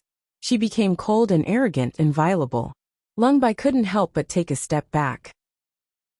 She felt respect for the current Yunjuga from the bottom of her heart. Zishang didn't care about Lung Bai's rich inner thoughts. She walked straight to the Imperial Preceptor. She opened her fair and tender palm and aimed it at the Imperial Preceptor. A purple mist was spat out from her palm and wrapped around the imperial preceptor's head. Yin Joga's soul was hiding in his consciousness. He could clearly see the masses of consciousness being transmitted from the imperial preceptor. The truth was immediately revealed to the world. It turned out that the imperial preceptor was just an ordinary gray-skinned warrior. 100 years ago, he accidentally fell into a cliff crack near a volcano and obtained a supreme cultivation technique. The cultivation technique was written by a golden core cultivator called Cho Shan. It introduced a marrow cleansing pill. As long as one consumed it, they would achieve great success in the cultivation technique. At that time, the imperial preceptor was bewitched. He followed the method recorded in the book to collect the ingredients. In the end, he really refined a black marrow cleansing pill. After he consumed the marrow cleansing pill, a soul named Cho Shan suddenly appeared from the supreme cultivation technique and entered his body. It turned out that everything was Cho Shan's scheme. Cho Shan was originally a late-stage golden core cultivator from the outside world. When he accidentally fell into this space, his body was destroyed. His life depended on himself. He used a secret technique to hide his soul. Then, he released a supreme cultivation technique and waited for the host to appear. After Cho Shan took over the imperial preceptor's body, he killed 99 gray-skinned people. Then, he used their souls to set up an evil formation to summon the pestilence baleful Qi to lead to the Grey Kingdom. When the Grey Kingdom's emperor was helpless, he appeared with the antidote and successfully became the Grey Kingdom's imperial preceptor. In the next 100 years, Cho Shan began to plan to build a tower that could connect with the baleful Qi of heaven and earth. Other than that, he also secretly captured many people for research. There were men, women, young, old, and all kinds of skin color. He even secretly brought back a descendant of the Grey Kingdom's royal family who was not favored. Later, he discovered that the fair-skinned women in this arcane realm had the potential to develop the demonic attraction physique. That was the best vessel to cultivate a baleful demon fetus. Chapter 424. After Cho Shan discovered the white-skinned woman's secret, he became even crazier. He spent a great deal of effort researching the demonic attraction powder and secretly placed it in the water source to change the physique of the entire Grey Nation. Although this was a huge project, he had finally succeeded after persevering for 100 years. 80% of the white-skinned women had the demon-attracting physique. It was just that this artificially cultivated physique was very fragile, and there was no way to give birth to a demonic embryo in one go. Thus, Cho Shan began another plan.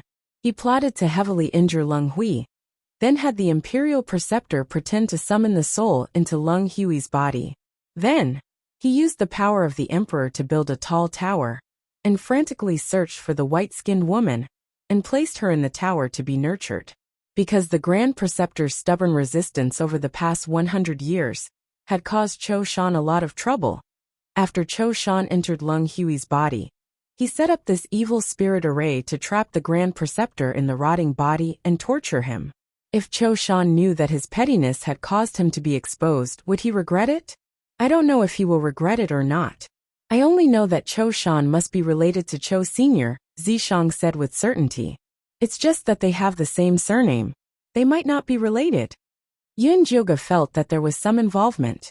Cho Sun once said that we can find the treasure map if we get the bloody bead. Later, the bloody bead exploded, and we came here to meet Cho Shan. Do you think it's a coincidence? Anyway, he didn't think so. You mean the last piece of the treasure map is in Cho Shan? Yin Joga was excited. That's right. That's the only explanation. If Cho Sun didn't know Cho Shan, how could he know the secret of the bloody killing bead and the treasure map? If the treasure map is really with Cho Shan, then we didn't come here for nothing. Yin Joga suddenly became excited. Originally, he thought that he was just unlucky to fall into this godforsaken place. He never thought that he would be able to find the last piece of the treasure map. Miss Yin, did you find any news from the soul search?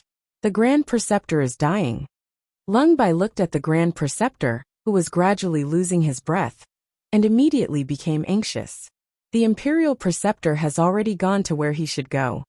With a flick of Yin Joga's finger, A wisp of white flame landed on the imperial tutor's body, instantly burning him to ashes. This pitiful state preceptor had been dragged by Cho Shan to live for 100 years. He had long wanted to be free. Did the state preceptor say anything about how to deal with that devil? Lung Bai continued to ask. No, but the grand preceptor has already told us the name of the devil. Yin Jioga told Lung Bai about the information regarding Cho Shan that he had obtained from the grand preceptor's soul. Cho Shan has been hiding for 100 years. Lung Bai felt a chill run down his spine. Could they really defeat that devil after setting up so many traps for 100 years? Don't be discouraged. I already know the method to stimulate your big brother's soul power, Yin Jioga said confidently. The reason why the state preceptor was able to resist Cho Shan for 100 years, as a mortal, was because of his deep love for the Grey Kingdom. Lung Hui had always been a competent emperor, and his love for the Grey Kingdom was only deeper than the state preceptor's. As long as he set it up properly, he would definitely be able to awaken Lung Hui's soul. Then let's hurry back, lest a long night brings trouble. The more Lung Bai understood Cho Shan's background, the more he feared him. Now he just wanted to get him out of his big brother's body as soon as possible. There's no rush. Destroy this manor first to prevent the deathly aura from escaping, said Yin Jioga. I'll get someone to deal with it later. Even if Yin Jioga had not mentioned it, Lung Bai would have destroyed all the walking corpses in this manor. Get someone to chop down the surrounding trees first. Wait for sunlight to shine into every corner of the manor before you kill the walking corpses. This step cannot be wrong, or else the consequences will be very serious, Yin Jioga instructed sternly. Although this soul-trapping formation was not complicated, destroying it recklessly would cause the deathly aura to explode. When that happened, all living things within a 10-mile radius would be killed. I'll keep an eye on it personally, Lung Bai nodded solemnly, then asked. Is there anything I need to do in the palace? Compared to this manor, Lung Bai was more concerned about the palace and his big brother. Get War King Lung Emo here. The two of you will be able to deal a heavy blow to Cho Shan if you work together. These two brothers were definitely the key to defeating Cho Shan. All right, I'll go look for Lung Emo now, Lung Bai said impatiently. Since he was about to fall out with Cho Shan, there was no point in grounding him. I'll wait for you at Chuxiu Palace. Yin Jioga boarded the horse carriage after parting ways with Lung Bai. He then said to Zishang, when we get back, let Yusha make the arrangements. She's the best at this sort of thing. Yusha has been captured by Cho Shan, Zishang said coldly. When did this happen? Yin Jioga's face was filled with shock. Yusha had actually been captured. Just now. But don't worry, she'll be fine. With Wan Sha's character, Zishang was not worried that he would be at a disadvantage. Then let's hurry back to the palace and make the arrangements. Yin Jioga returned to Chuxiu Palace anxiously. Bao and the others still did not know that Yusha had been captured. They saw that Yin Jioga was still the same as before. Bao follow me. Yin Jioga sent everyone away, leaving Bao alone. Bao did not suspect anything and obediently followed Yin Jioga into the inner hall. Lie on the bed. Yin Jioga pointed at the big bed in the inner hall, and then closed the door. I dare not. Bao knelt down in fear and trepidation. She thought that she had done something wrong to offend Yin Jioga. I told you to lie down, so lie down. Yin Jioga waved his hand impatiently. Light purple spiritual energy turned into a rope and tied Bao to the bed. Spare me, miss. Bao panicked and shouted. Then, she realized that her throat was tight, and she could not speak anymore. Don't worry, I won't hurt you. Close your eyes and everything will be fine when you wake up. Yin Jioga reached out his palm and wiped Bao face. Bao slowly closed her eyes and fell into a deep sleep. Yin Jioga's gaze fell on Bao's flat stomach. The devilish chi that Warlord had planted there was sealed by Yusha. What she needed to do was to release the devilish chi and create the illusion of a devil fetus to trick Cho Shan. Although Bao would suffer a little, she would let Zishang get rid of the devilish chi after the deed was done. She would not let Bao's life be in danger. Let's begin. Zishang revealed himself and stood beside Yin Jioga. All right. Yin Jioga took out various medicinal ingredients from his storage pouch and prepared to refine the fake devil pill. Zishang set up layers of illusory formations with the big bed as the center. When everything was ready, Lung Bai and Lung Emo finally snuck into Chuxiu Palace. "Miss Yin, I'm sorry. What happened that day was not my intention." Lung Emo looked at Yun Jioga guiltily. Although he did not really violate Yun Jioga, he had taken advantage of her. He was guilty. "The person you feel the most sorry for is Bao not me." Yusha had only taken advantage of her by taking her place, but Bao had been hurt badly by Lung Mo.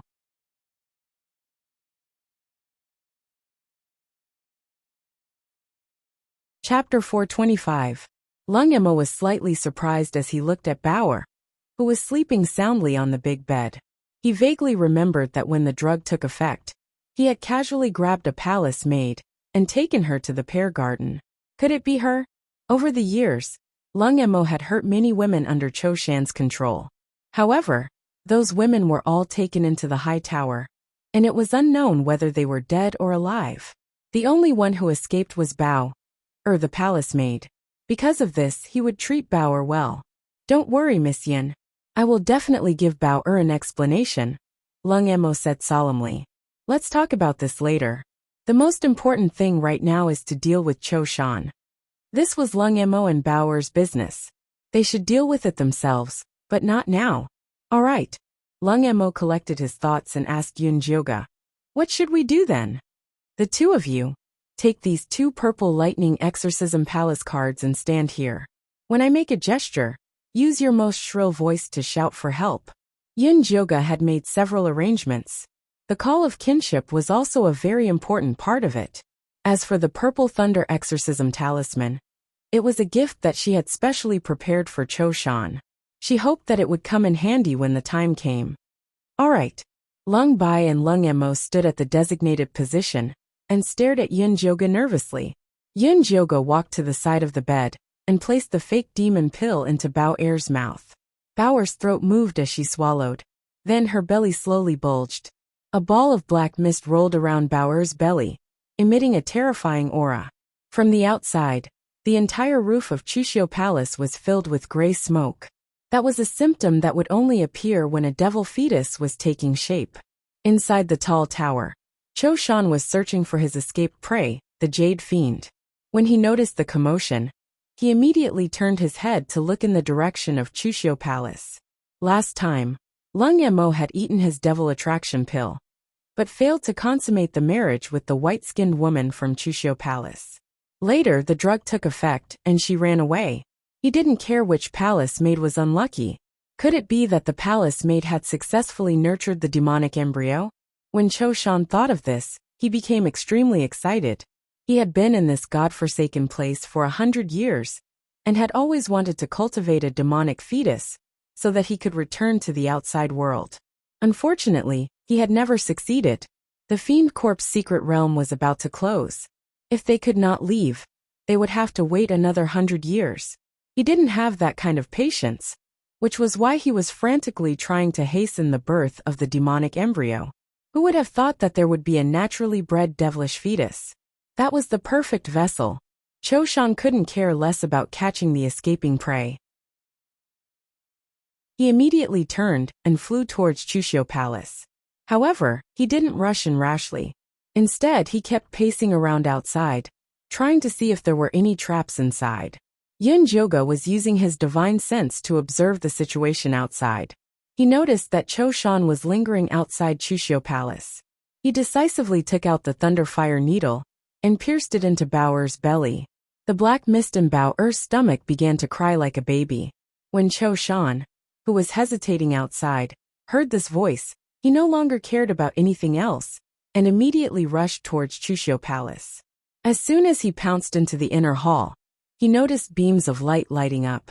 A gigantic water screen appeared in front of him, displaying the scene of the Grey Nation's citizens being forced to the brink of destruction by the black-robed emissary. The people of the Grey Nation were destitute and homeless, weeping bitterly. 9 out of 10 houses were empty, and the land was barren. It was incomparably miserable.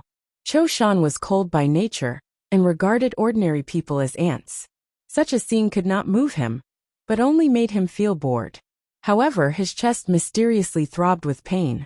The cold gray soul force he suppressed began to fluctuate intensely. Damn it!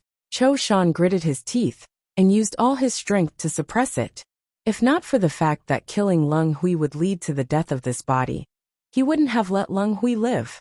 Yin Jioga noticed Cho Shan's strange behavior and immediately raised his hand and gestured to Leng Bai and Leng Mo. The two brothers cried out for help at the same time. Big brother, save me! Leng Hui's soul force, which had been suppressed by Cho Shan, surged again. For the first time, he suppressed Cho Shan and cried out, Little White Little Mo, where are you? Big brother! Leng Bai and Leng Mo cried out in surprise.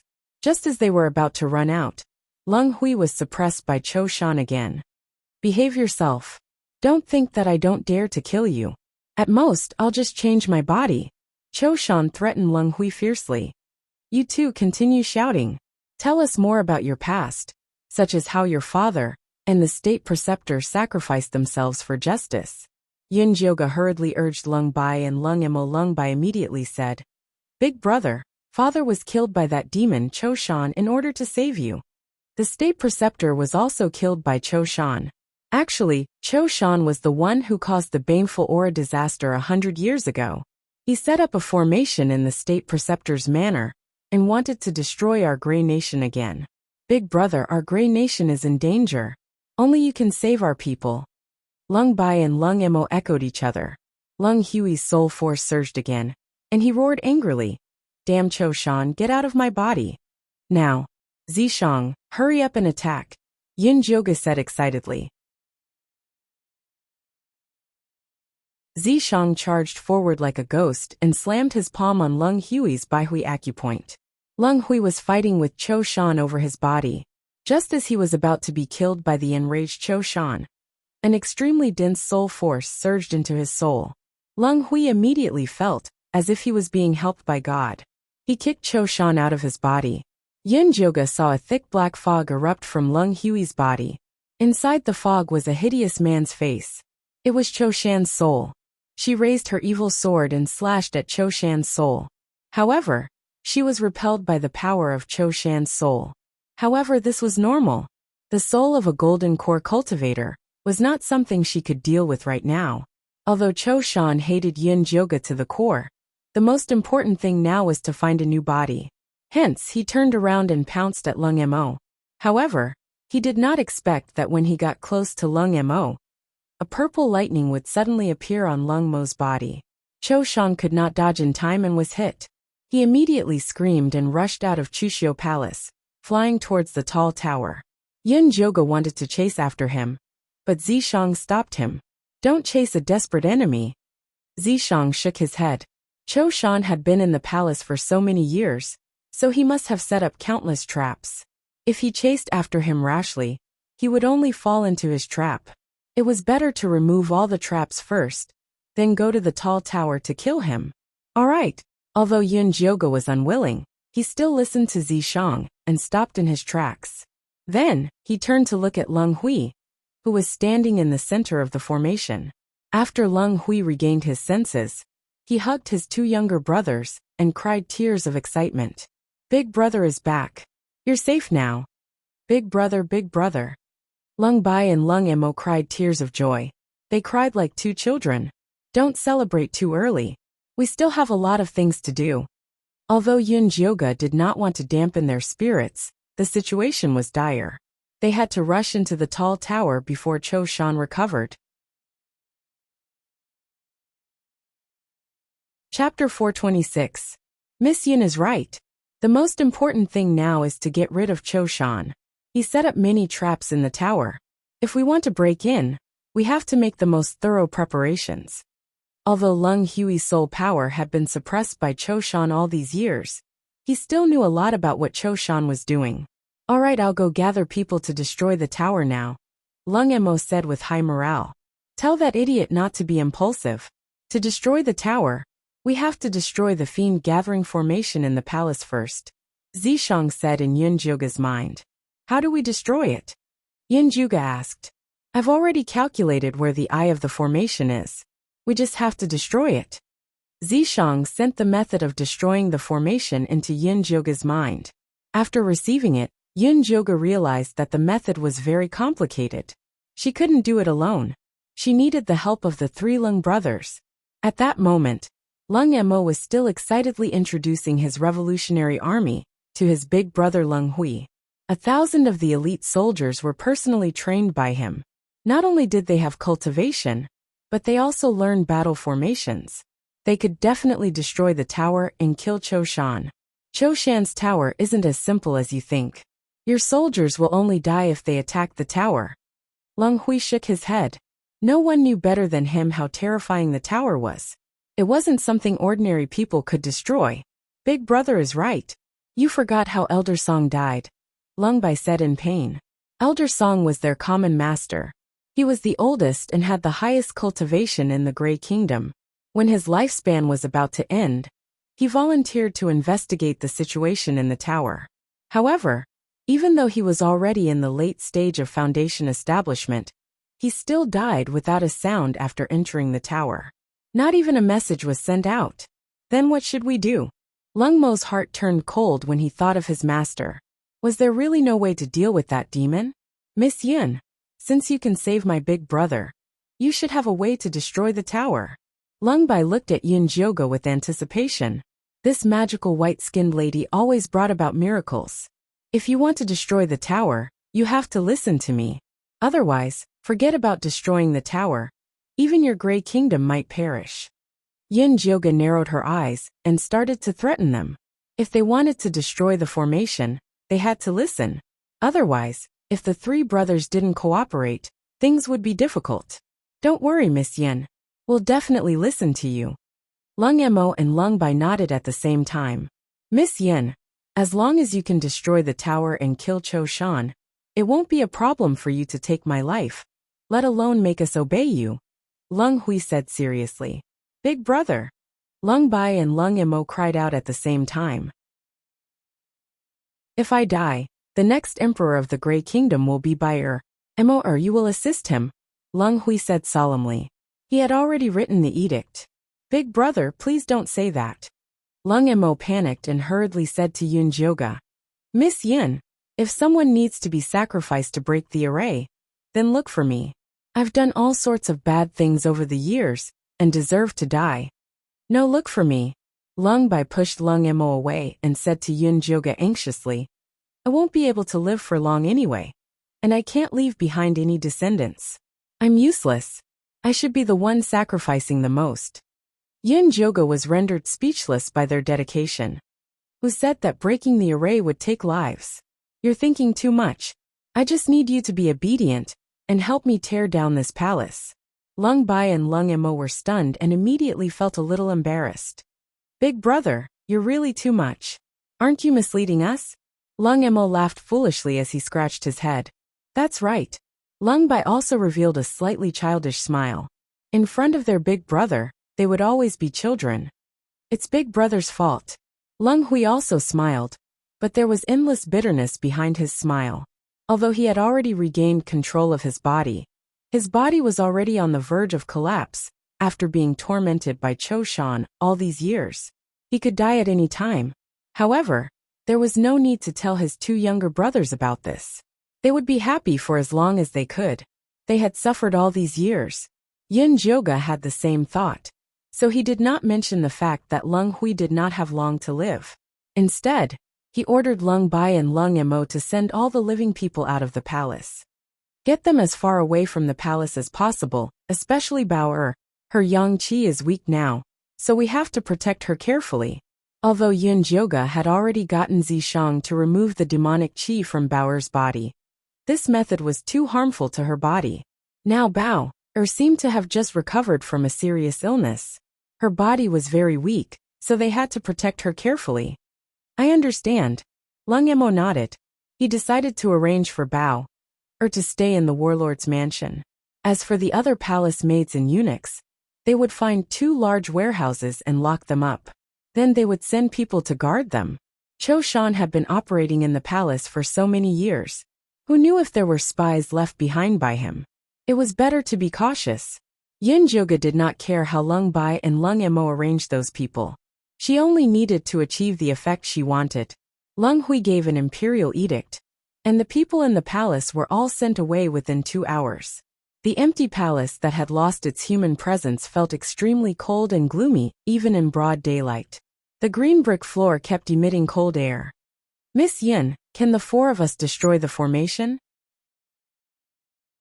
It was not that Lung Emo did not believe Yin Jioga, but the 4 of them were too few. "Of course it's not the 4 of us. It's the 3 of you," Yin Jioga said seriously. "Aren't you going to help us?" Lung Mo's dark face instantly turned pale. "Look at your cowardly face. I'm joking with you." Yin Jioga could not help but laugh out loud. Miss Yin really likes to joke. Lung Emo secretly sighed. So be it. His life was more important. "I saw that you were nervous, so I was joking with you. Do you feel much better now?" Yin Jioga said with a smile. She felt that she was really talented. 3 words were clearly written on Lung Mo's dark face. "No. Alright, stop fooling around. Let's get down to business." Zishang, who was hiding in the mark, could not stand it anymore. TSK, he really had no sense of humor. Yin Jioga scratched her face and straightened her expression. She said seriously, "Let's get down to business. Later, the 3 of you will each lead 300 elite soldiers and listen to my orders." "Yes," Lung Emo immediately replied. The 900 elite soldiers were quickly gathered.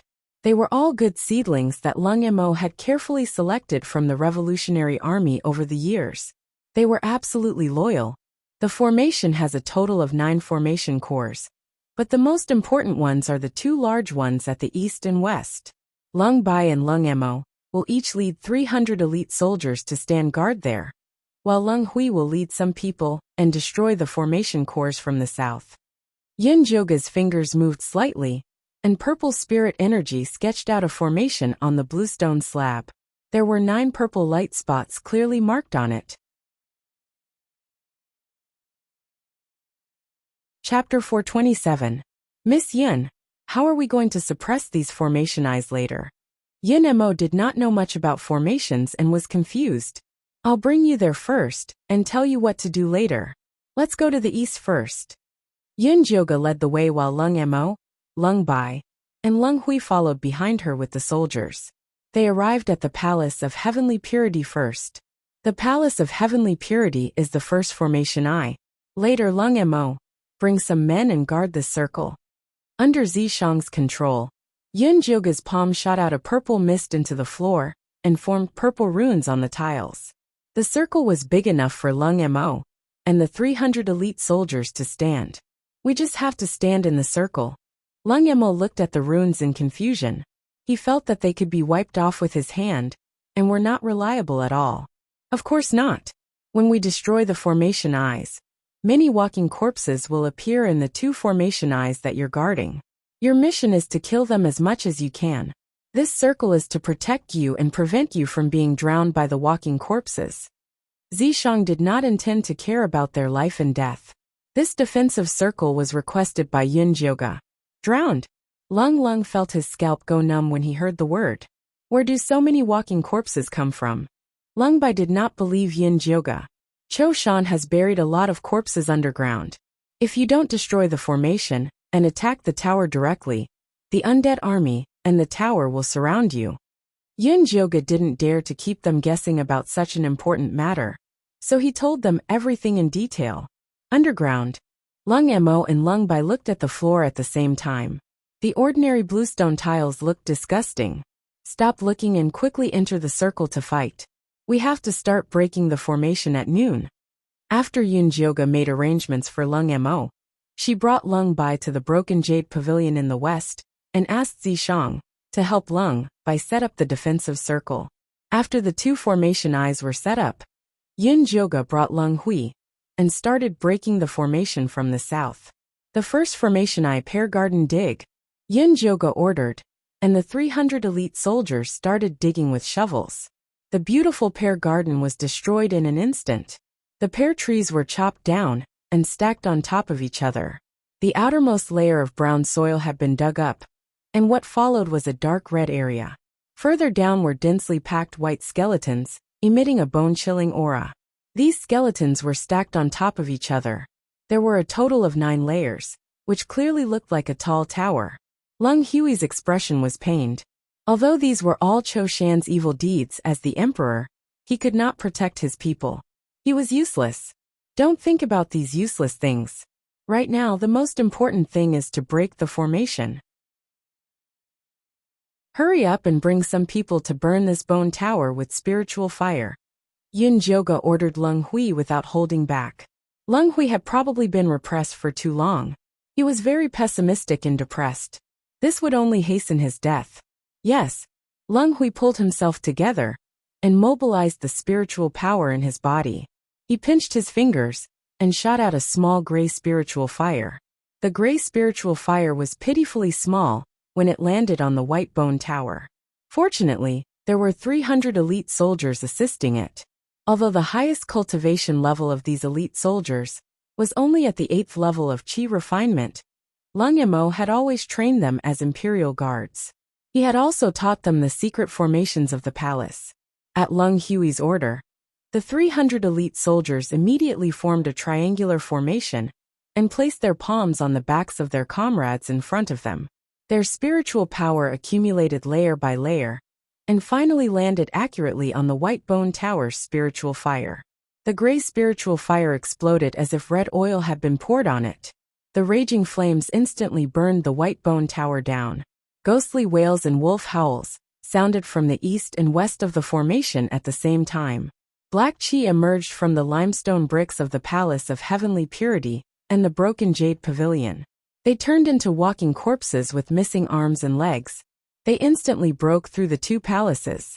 Lung Mo's eyes widened as he looked at the walking corpses in front of him. At first, he thought that Yun Jioge was bragging. After seeing the terrifying scene in front of him with his own eyes, he knew that she was not exaggerating at all. "Your Highness, what should we do now?" The soldiers braced themselves and asked as they looked at the endless walking corpses in front of them. "Form the formation and fight back." Lung Emo did not let any of his panic show on his face. His steady attitude allowed the soldiers to quickly calm down. Then they formed an attack formation behind him. At the same time, the defensive formation left behind by Zishang suddenly lit up. The purple runes all rose into the air and turned into a purple haze that blocked the walking corpses outside. "Kill!" Lung Emo shouted. He raised his sword and chopped off the head of the walking corpses in the front row. The other soldiers were also encouraged by him. Relying on the protection of the defensive formation, they began to kill in all directions. After the initial panic, the broken jade pavilion on Lung Bai's side also began to prepare for battle. "They'll be fine, right?" Lung Hui could not help but worry when he saw the black Qi surrounding the Palace of Heavenly Purity and the broken jade pavilion. "You should believe in their abilities. The only way to help them is to break the formation as soon as possible." Yun Jioge understood Lung Hui's worries, but she did not think that Lung Bai and Lung Emo were that weak. "I know. Where's the next formation?" Lung Hui retracted his gaze and forced himself to focus on the current mission. "The Lotus Pond. Let's go." Yun Jioge led Lung Hui and the 300 elites forward quickly. Soon, they arrived at the side of the Lotus Pond. The originally clear river water had become eerily pitch black. The dark green lotus leaves had all withered. Only a fist-sized pink lotus flower bloomed in the middle of the pond. The bright red stamen of the flower was like a woman's lips. As it opened and closed, the indistinct cries of a woman could be heard. "There's someone underwater," a soldier shouted in panic. Yun Jioge looked over and saw a pale-skinned little girl hiding in the pitch-black water. She was looking at them in fear. Her long black hair was tied to the lotus flower like water plants.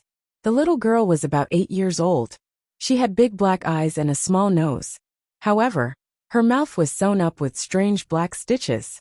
This little girl reminded Yun Jioge of Tsue Tsue, whom he had met when he first fell into the mystic realm. She was also 8 years old, but she had already become the target of the black-robed messenger. Should we fish her up first? Lung Hui could not bear to do so. Although he knew that this little girl was no longer human, he still wanted to help her. She's so young. How pitiful. Many of the soldiers had lost their families because of the black-robed messenger. When they saw the white-skinned little girl in the water, they felt like they were looking at their own pitiful little sister. They all wanted to save her.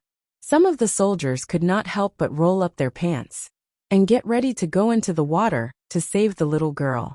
Yin Jioga frowned as he looked at the little girl's panicked little face. He could not bear to see her like this, so he did not stop the kind soldiers. At that moment Zishang, who had been quiet all this time, suddenly stopped them with a stern voice. "Tell those stupid soldiers not to move." Chapter 428. Yin Jioga immediately shot out a beam of spiritual light to stop the soldiers who tried to enter the water. Then she whipped each of them. "Miss Yin, what are you doing?" Lung Hui's heart ached for his soldiers being whipped. "Did I say you could enter the water?" Yin Jioga's expression was as dark as still water. His sharp gaze swept across the soldiers and finally landed on Lung Hui. "Previously, you promised me that you would listen to everything I say. Now, you're acting on your own without my orders. Is this how you lead troops?" "I was wrong. Please punish me, Miss Yin." Lung Hui immediately apologized. There were still 7 formation eyes waiting for Yin Jioga to remove. He couldn't afford to anger her now. Yin Jioga knew that Lung Hui was affected by the ghost whales, but she still whipped him without hesitation. If he didn't remember this lesson, he'd only make bigger mistakes in the future. By then, it would be too late to make up for it. The 300 elite soldiers realized that even the emperor was willing to be punished. They respected Yin Jioga even more. Yin Jioga saw that these people were obedient and asked Zishang, "What's so strange about this lotus pond? How can we remove it?" "Ask them to dig up the lotus pond and drain the water inside first." Zishang used Yin Jioga's hand to draw 2 purple lines on the edge of the pond. "Dig according to the lines." Yin Jioga looked at the narrow purple tunnel. Finally, he divided the 300 soldiers into 3 groups and had them take turns digging. Digging soil was nothing to these elite soldiers with cultivation. Even if they dug with their bare hands, it would not be a problem. Immediately, some brave and skillful soldiers started to dig, but they didn't expect the brown soil to be as hard as a metal plate. "Use your spiritual power to dig," Yin Jioga reminded. "If it was that easy, it wouldn't be called a formation eye." The first group of elite soldiers dug for less than the time it took for a stick of incense to burn, and they were so tired that they were panting and sweating. "Let's change to the second group." Yin Jioga looked at the shallow tunnel and felt anxious. Breaking the formation was a race against time. If they wasted too much time here, it would be difficult later on. "I'll do it." Lung Hui took a steel shovel and went personally. He was a foundation establishment cultivator and dug much faster than the Qi refinement soldiers. Seeing that the emperor was personally going into battle, the other elite soldiers used all their strength to take turns digging. Finally, they dug a deep channel within an hour. "All right, come out." Yin Jioga ordered all the elite soldiers to retreat to a distance of 100 meters from the lotus pond. Only then did he use the evil blade to destroy the mud wall that was blocking the lotus pond. There was a big hole in the mud wall, but the pitch-black pool water did not move at all. It was like frozen ice, and not a single drop flowed out. "Zishang, what should we do?" The water in the pool was too strange. "Take a drop of your blood essence and draw the water out. Be careful, don't get swallowed by the water," Zishang instructed. "All right." Yin Jioga pricked his finger and squeezed out a drop of blood. The pitch-black water began to churn when it smelled the blood. It was like a hungry shark that couldn't wait to rush out. Yin Jioga wrapped the drop of blood with his spirit energy and circled around the lotus pond. Wave after wave of the pond water wildly chased after the drop of blood. Yin Jioga directed the blood towards the wound. The black sticky water surged out and chased after Yin Jioga. The water in the lotus pond slowly receded, and the white-skinned girl's expression turned even more horrified. Soon, she was exposed in front of everyone. A rancid smell inundated them. Many soldiers could not help but vomit when they saw the scene in the lotus pond. Beneath the white-skinned little girl were countless terrifying white skulls. Their teeth were as sharp as blades, and they were densely packed and layered, covering the bottom of the lotus pond. If those soldiers had walked directly into the water, they would definitely have been devoured by these skulls, until not even their bones were left. The pink lotus was stuck in the bones. Without the protection of the pond water, it was extremely horrified. Its stamen opened its mouth and let out a shrill scream, wanting to summon the pond water back. When the black pond water heard the scream, it immediately stopped chasing and wanted to return to the lotus pond. When Yin-Joga saw this, he could only lower the drop of blood that had flown high up to lure the pond water. The pond water hesitated slightly before suddenly expanding several feet. It transformed into a huge black mouth that swallowed the drop of blood. Yin-Joga's heart trembled. He wanted to retrieve the drop of blood, but it was too late. At the critical moment, Zishang decisively appeared. He shattered the pond water with a palm and retrieved Yin-Joga's blood. The pond water crashed to the ground. It seemed to have realized that Zishang was not to be trifled with. Without hesitation, it turned and charged towards the lotus pond. Trying to leave? A look of disdain flashed across Zishang's handsome face. He flipped his palm and blocked the mouth with a purple mist.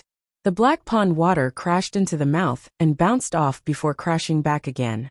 It looked like it would not turn back until it hit a wall. What are you waiting for? Hurry up and get rid of those bones. While Zishang was fighting with the black pond water, he did not forget to stuff Yin-Joga's drop of blood into his mouth. Oh! Yin-Joga returned to his senses and hurriedly called out to Lung Hui. Hurry up and destroy this lotus pond. The sooner we can help Lung Lung and Lung Bai, the sooner we can. Lung Hui was still trying to guess who this handsome man who had suddenly appeared was. When he heard Yin-Joga's words, he could not care less about guessing. He hurriedly ordered the 300 elite soldiers to start burning the bones in the lotus pond. The gray spiritual fire floated towards the lotus. The lotus let out a piercing scream. White bones frantically suppressed the spiritual fire. Sweat began to appear on Lung Hui's forehead. The 300 elite soldiers also increased the input of spiritual power. Finally, they managed to light the spiritual fire again before it was extinguished. When the lotus realized that it could not extinguish the spiritual fire, its scream changed again. The white-skinned little girl quickly moved her body. She brought the pond of bones with her, wanting to fly back to the black pond water in the passageway. Scram! Zishang raised his hand and shot out a purple mist, sending the white-skinned little girl flying back. The bones fell into the spiritual fire with a bang. Lung Hui, eat your medicine. Yin-Joga had once given Lung Hui a bottle of spirit recovery pills. He had wanted to wait until they entered the tall tower to eat them. It seemed like he could not wait until then. Lung Hui's heart ached as he ate a spirit recovery pill. Then, he once again injected spiritual power into the gray spiritual fire. The exploding spiritual fire quickly occupied the entire lotus pond. The lotus kept screaming in pain. It summoned the bones to help it block the fire. The black pond water also sensed danger. The force of the collision became stronger and stronger. However, it was mercilessly suppressed by Zishang. The white bones were gradually burned. Only the white-skinned little girl was left guarding the lotus. When the lotus realized that it had lost, it instantly withered. Its red lips and stamen flew to the white-skinned little girl. I'm begging you. Let me go. Let me go. The white-skinned little girl's sewn mouth instantly recovered. She knelt on the ground and begged Yin-Joga. In Yin-Joga's ears, that young voice sounded very similar to Tsuetsue's. In the ears of the 300 elite soldiers, it overlapped with their little sister, family and friends. The 300 elite soldiers, including Lung Hui, all revealed expressions of pity. However, the memory of Yin-Joga's whip was still fresh in their minds. Therefore no one dared to beg for mercy. Good child. Go in peace. Yin-Joga sighed. With a flick of his finger, the white bone fire landed on the white-skinned little girl.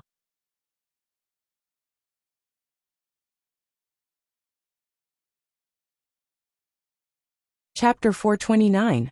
The white-skinned girl screamed. Her body quickly melted, revealing a skull with a bright red mouth. The skull screamed and pounced at Yin-Joga, looking like it was going to fight to the death. Yin-Joga's evil saber rose automatically and formed a long red saber that slashed down. The skull turned into countless pieces that fell into the spiritual fire pool and were burned to ashes. The black water beside the pool evaporated instantly, turning into black gas that shot into the sky and flew toward the palace of heavenly purity and broken jade pavilion. Leng Hui was anxious when he saw this. He wanted to help his two younger brothers immediately. "Let's go to the next formation Zishang said as he pulled Yin Zhuge's hand. "You want to go with us?" Yin Zhuge was surprised. Zishang had always liked to hide and rarely moved with her in front of others. "Too slow." Zishang glanced at Yin Zhuge. "The next formation would be even more difficult. It would take them a long time to finish. Then let's go." Yin Zhuge didn't feel guilty at all. She was only in the Qi refinement realm. It was already difficult for her to break a golden core cultivator's malevolence formation. Next, Zishang led Yin Zhuge to dig out 100 dead infant corpses, 100 eunuchs' heads, and 100 palace maids' bodies from the Dragon Prince Palace, the guardhouse, and the palace maids' court. These corpses that had been nourished by malevolence were very fierce. However, they couldn't withstand a single blow from Zishang. The group moved forward with great momentum. Leng Hui followed behind them. The more he watched, the more shocked he became. If he hadn't experienced the difficulty of the first two formation eyes, he would have thought that this malevolence formation would be easy to break. This mysterious and handsome man was too powerful. He must have played a part in Miss Yun's previous actions. If he could rope him in, not only could he kill Cho Shan, but the Grey Kingdom would also become more prosperous. The lives of the people would be much better. Unfortunately, he was an outsider. It was too difficult to make him stay, unless Leng Hui's heart raced at this thought. His pale gray face flushed with excitement. "All right, burn these palace maids' corpses and we can go help Leng Bai and Leng Mo. I suggest we go to Leng Bai first. What do you think?" Yin Zhuge saw Leng Hui's strange expression and thought that he was worried about his two younger brothers, so she didn't think too much about it. "All right." Leng Hui snapped out of his daze and hurriedly nodded. Leng Bai's body had always been weaker than Leng Mo's since they were young, so it was only right for them to save him first. "Let's go." Next is the Broken Jade Pavilion. Once we get rid of the Palace of Heavenly Purity, our mission will be complete. Yin Zhuge encouraged the soldiers. Along the way, the ones who had the hardest time were these 300 elite soldiers. Yes. The morale of the 300 elite soldiers was greatly boosted. They responded in unison and followed Yin Zhuge and Zishang towards the Shattered Jade Pavilion. Within the Broken Jade Pavilion, Leng Bai was already an arrow at the end of its flight. More and more walking corpses appeared, and they became more and more ferocious. The defensive circle left by Zishang could no longer withstand their crazy attacks. Many soldiers had already been dragged outside and devoured. Leng Bai numbly brandished the long sword in his hand. Every time he swung it, he would cut down a group of zombies, but they would immediately double in number.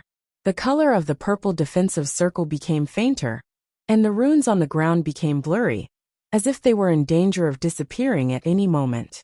"Third Highness, the defensive circle can't hold on any longer. Staying here will only lead to death. We'll help you fight your way out.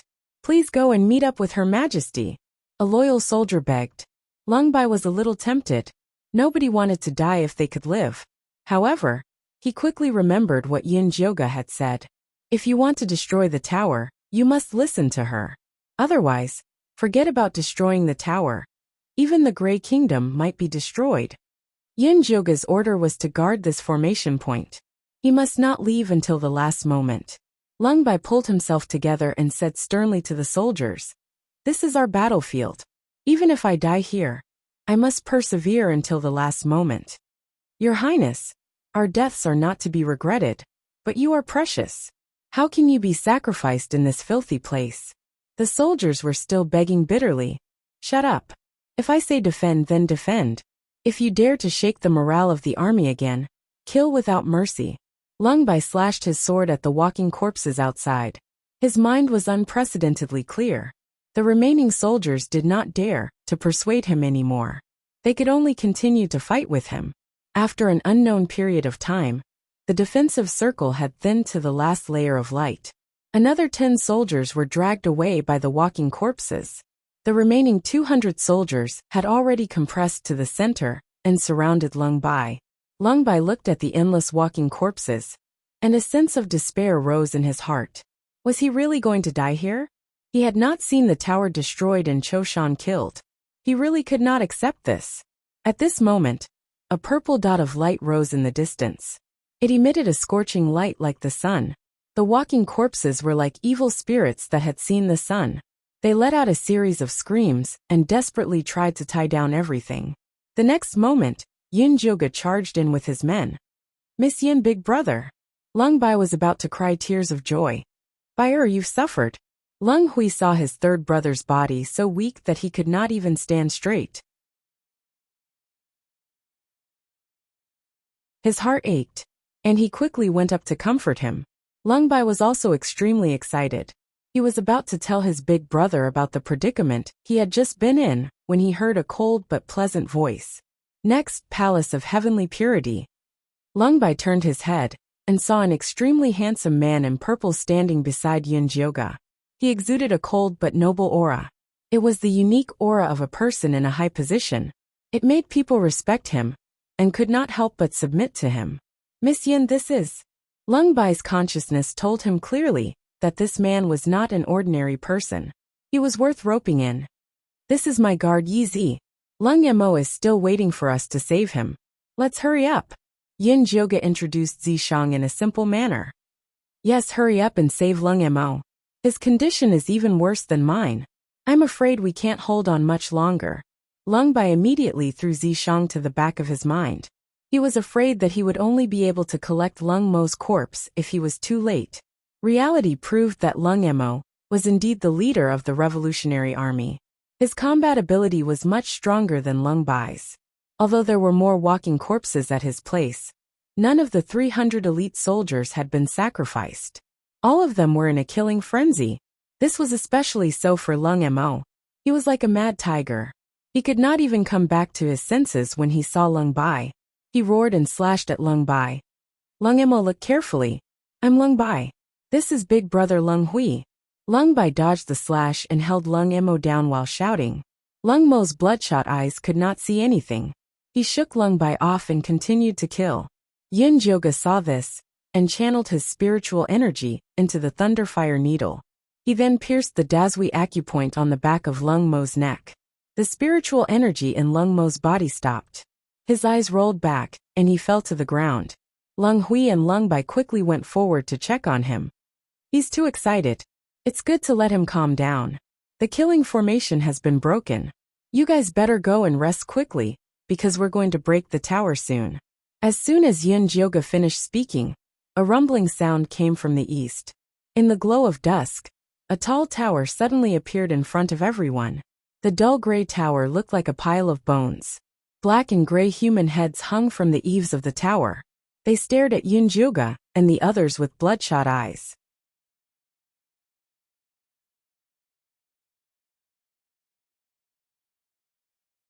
Chapter 430. They won't even let us take a breather. Yin Jioga gloomily looked at the white bone tower. If they couldn't enter the wizard tower before sunset, the wizard tower's baleful aura would engulf the entire Grey Kingdom tomorrow, turning it into a living hell. What's there to pant for? Zishang's handsome face was calm and composed. What do you think happened to Yusha in there? Could he have been killed by Cho Shan? To be honest, Yin Jioga was quite worried about Yusha. Yusha is merely Wansha's vessel. Even if something were to happen to him, it wouldn't affect him at all. Zishang truly didn't want to see Yin Jioga worry for his love rival. He said a few good words for Wansha. If it wasn't for the fact that Azure Wave's continent is too low, and Wansha's physical body and soul couldn't come here, this tower wouldn't even be enough for him to crush it with one hand. If Wansha can't come, then how did you come here? Yin Jioga was puzzled. Little Menghua had said that Zishang was the strongest of all her lovers. Of course I have my ways, Zishang said nonchalantly, as if he was not worth mentioning. He wouldn't tell Yin Jioga that in order to follow her reincarnation, he destroyed his own cultivation, sealed his physical body, abandoned his clansmen, endured the pain of thousands of blades to come to Azure Wave's continent, and finally possessed the body of a purple horn ink python. In order to find traces of her, he united the demon race, but after searching for 1,000 years, he still couldn't find any clues. It wasn't until the demon clan's prophet used his 500 years of cultivation to perform a divination for him that the fated chance was in the Thunder Nation, that he came to the Thunder Nation's 10,000 feet abyss and waited for another 100 years.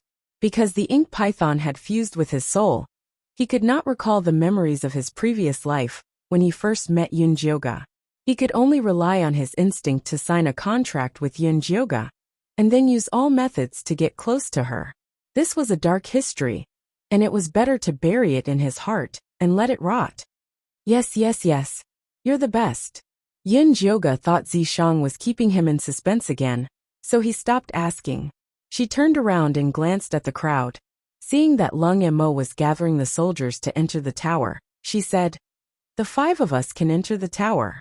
Let the soldiers stay behind to clean up the palace. We must dig 3 feet into the ground and dig out all the things that Cho Shan buried." The inside of the tower was extremely dangerous. These elite soldiers would only be sending themselves to their deaths if they went in.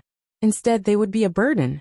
Actually, according to Yunjioga's thoughts, it would be best if even Lung Hui and his brothers did not enter.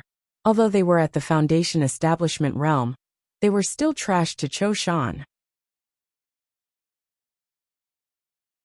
In other words, other than Zishang, anyone who entered the tower would be in danger. However, Zishang insisted on letting the 3 brothers in, saying that they had other uses. As for what it was used for, he refused to say. He only said that Yunjioga would know when the time came. "We'll do as Miss Yun says." Lung Hui was now very trusting of Yunjioga. He felt that all of her orders came from the mouth of the mysterious expert, Yi Zi. Lung Emo had no objection to this. Destroying the tower was important, but cleaning up the palace was equally important. "Do you still have the lightning snake illusionary whip?" Zishang asked Yunjioga. "Yeah, do you want to use it?" After Yunjioga went to the Yin Corpse sect, he sealed the Thunder Snake illusionary whip and put it in his storage bag. Yes, we might need to use it later. Entering the tower was not as simple as just walking. When the time came, they would have to demolish it with brute force. Zishang did not want to waste her demon power, so she turned her attention to Yunjioga's lightning snake illusionary whip. She had no use for it anyway. "Here you go." Yunjioga did not know what Zishang was planning, so he handed it over without hesitation. Zishang took it and wrapped it around his hand. Then he led Yunjioga towards the tower. The tower looked very terrifying from afar. Up close, the murderous aura condensed into a fog that roared like a devil's roar. The entire tower was tightly shut. There was not a single gap, let alone a door. "Huh, I saw a door the last time I was here. Where did it go?" Lung Bai was surprised. He had sent people to monitor the area, and he would often come over to observe. He was very sure that there was a door at the bottom of the tower. It must have been sealed by Cho Shan. Lung Hui looked at Zishang, but he asked Yunjioga, "Miss Yun, how do we get in?" "Just open it." Yunjioga had complete faith in Zishang's strength. "Move." Zishang let Yunjioga stand on him, then took out the lightning snake illusionary whip. The thin and soft whip turned into a terrifying beast in his hand. It charged towards the bottom of the tower. With a boom, the tower shook slightly. The human heads hanging under the eaves let out sharp screams. Black gas sprayed towards Zishang. "Guard." Zishang had no intention of letting Lung Hui and the other 2 lays around. Yes. Lung Hui, Lung Bai, and Lung Emo took out their Dharma artifacts at the same time. 3 gray longswords made of the same material formed a triangle in the air, casting a powerful defensive light. Yunjioga stayed close to Zishang. This guy was naturally suspicious. He trusted no one but himself. The lightning snake illusionary whip expanded again, turning into a black and white python. Purple lightning coiled around its body. It was comparable to a divine beast. Yunjioga was dumbfounded. The long whip had never been so powerful in her hands. Zishang was indeed powerful. However, looking at the lightning snake illusionary whip's formation, It seemed like it was going to perish together with the tower. Yunjuga's guess was right. The black and white pythons shook their heads and wagged their tails. They coiled tightly around the white bones on the first floor of the tower. Then with a boom they exploded. The tower shook violently. The human heads on the third floor were all blasted into pieces. Yunjuga reached out with a trembling hand. He only managed to catch a few pieces of the lightning snake illusionary whip. Look, it's open. Zishang pointed at the huge hole at the bottom of the tower. That's my spirit artifact. If you want to sacrifice it, you should at least discuss it with me. I'll give you a better one when we get back. It was just an Dharma artifact made from the bones of a demon snake. He could easily find a bunch of them. That's my first spirit artifact. This was different. Yunjuga was about to die from anger. You'll have your first precious artifact, immortal artifact, divine artifact. Zishang consoled without any sincerity. Of course, he knew that the lightning snake illusionary whip was Yunjuga's first spirit artifact. He also knew that it was a gift from Dongfang, Quebec. In the past, he did not care about his memory loss. Now, he would not allow Yunjuga to treat a spirit artifact given by another man as a treasure. If you don't, I'll teach you a lesson. Other than verbal threats, Yunjuga did not have any other practical methods. Up to you. But the most important thing now is to hurry into the tower. It's getting dark. If they did not enter the tower now, it would be too late. Then hurry. Yunjuga did not want to bicker with Zishang anymore. At that moment, the smoke and dust at the bottom of the tower had already settled, revealing a huge black hole. It looked like the mouth of a monster, waiting for its sacrifice. Leng Hui felt his scalp go numb. When he was possessed by Cho Shan, he had entered this tower countless times. Although he could not remember what he saw inside, he could sense that it was extremely terrifying.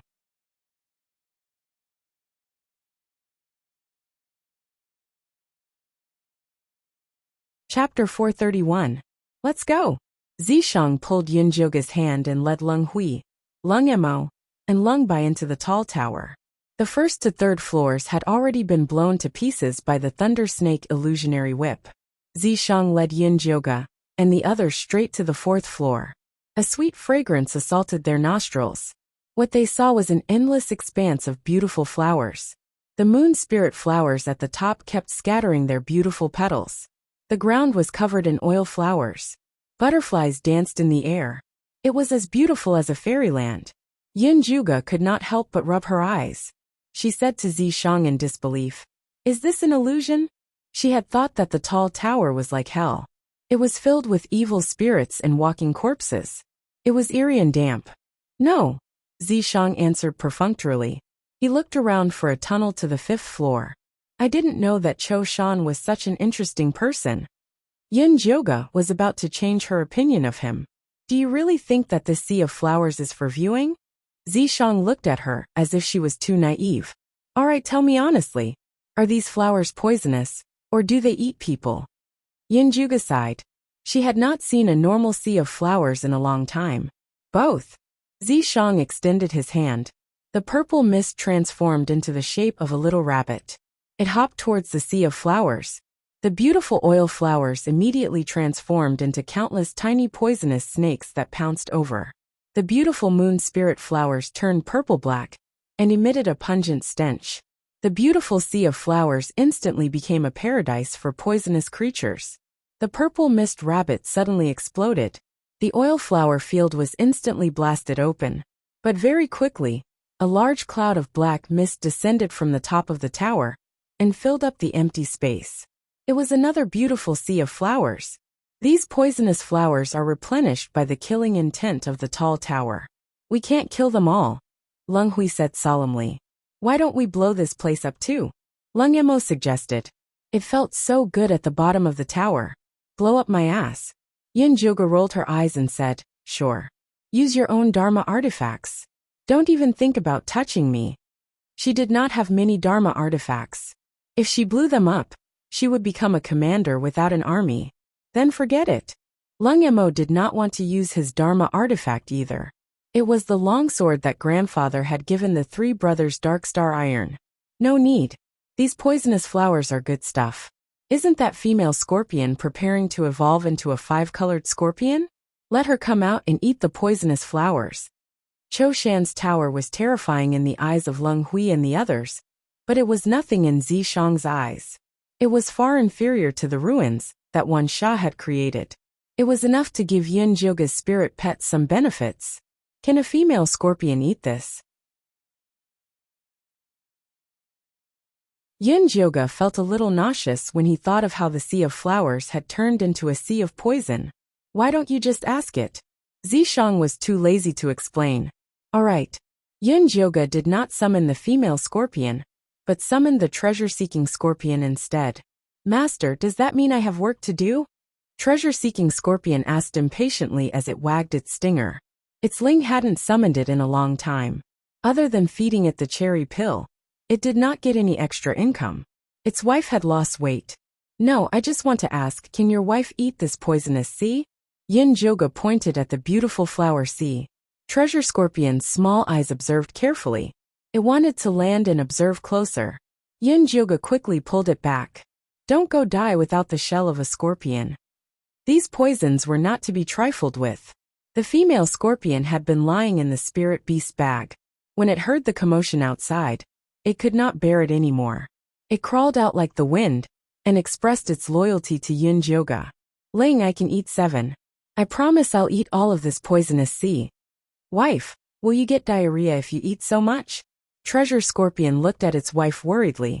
It was about to complain when it was silenced by a stare from its wife. Eat as much as you can. Don't force yourself. Yin Jioga looked at the rainbow stripes on the female scorpion's round body. He was very confident in it. Don't worry, Ling. I won't disappoint you. The female scorpion was very excited. Her husband was the one who earned food for her. It was finally time for her to show off. Go. Yin Jioga stuffed 2 cherry pills to encourage the female scorpion. After the female scorpion ate the cherry pill, it landed on Yin Jioga's shoulder with great vigor. Its round body smashed a small hole in the ground. Treasure Scorpion looked at its wife nervously. It looked like it was ready to go down and help if the situation was not good. However, the female scorpion did not give Treasure Scorpion the chance to show off. It opened its mouth, and the flower sea immediately turned into black fog and entered its mouth, revealing an empty path. Go, go, go. Let's move forward quickly. Yin Jioga and Zishang quickly followed behind the female scorpion. Leng Hui and his brothers also quickly followed. The female scorpion killed in all directions. She ate the flowers in front of her and killed the snakes in front of her. Along the way, she cleared a large area. Leng Hui followed behind Yin Jioga in shock. He looked at the female scorpion with envy. As expected of a powerful woman, even a random spirit pet was so powerful. With the female scorpion's help, Yin Jioga and the others easily passed through the poisonous flower sea and found the stairs to the 5th level. Good job. Yin Jioga generously rewarded the female scorpion with 2 large bottles of cherry pills. Thank you, mistress.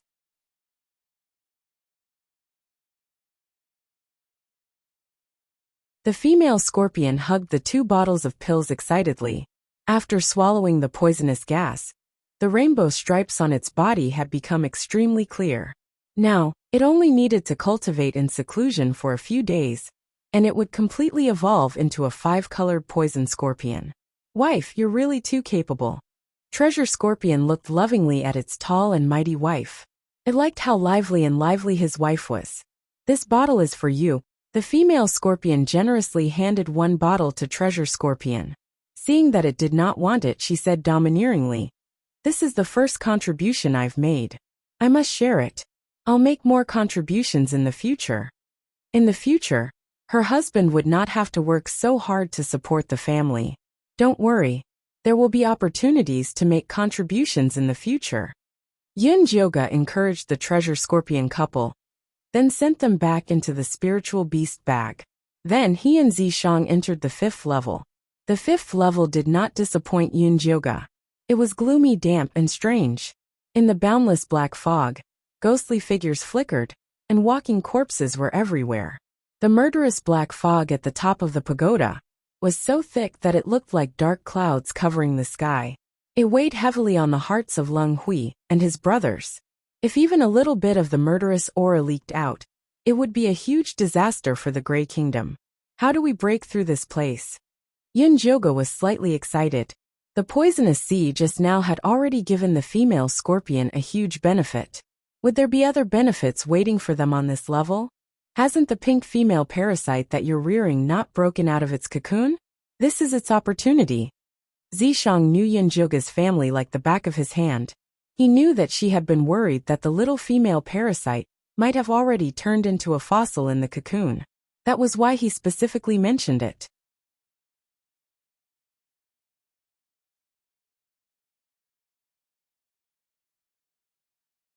Chapter 432. Really? Yin Jioge's eyes lit up. She didn't have many pets. The previous mouse was possessed by the cute baby, so it didn't count.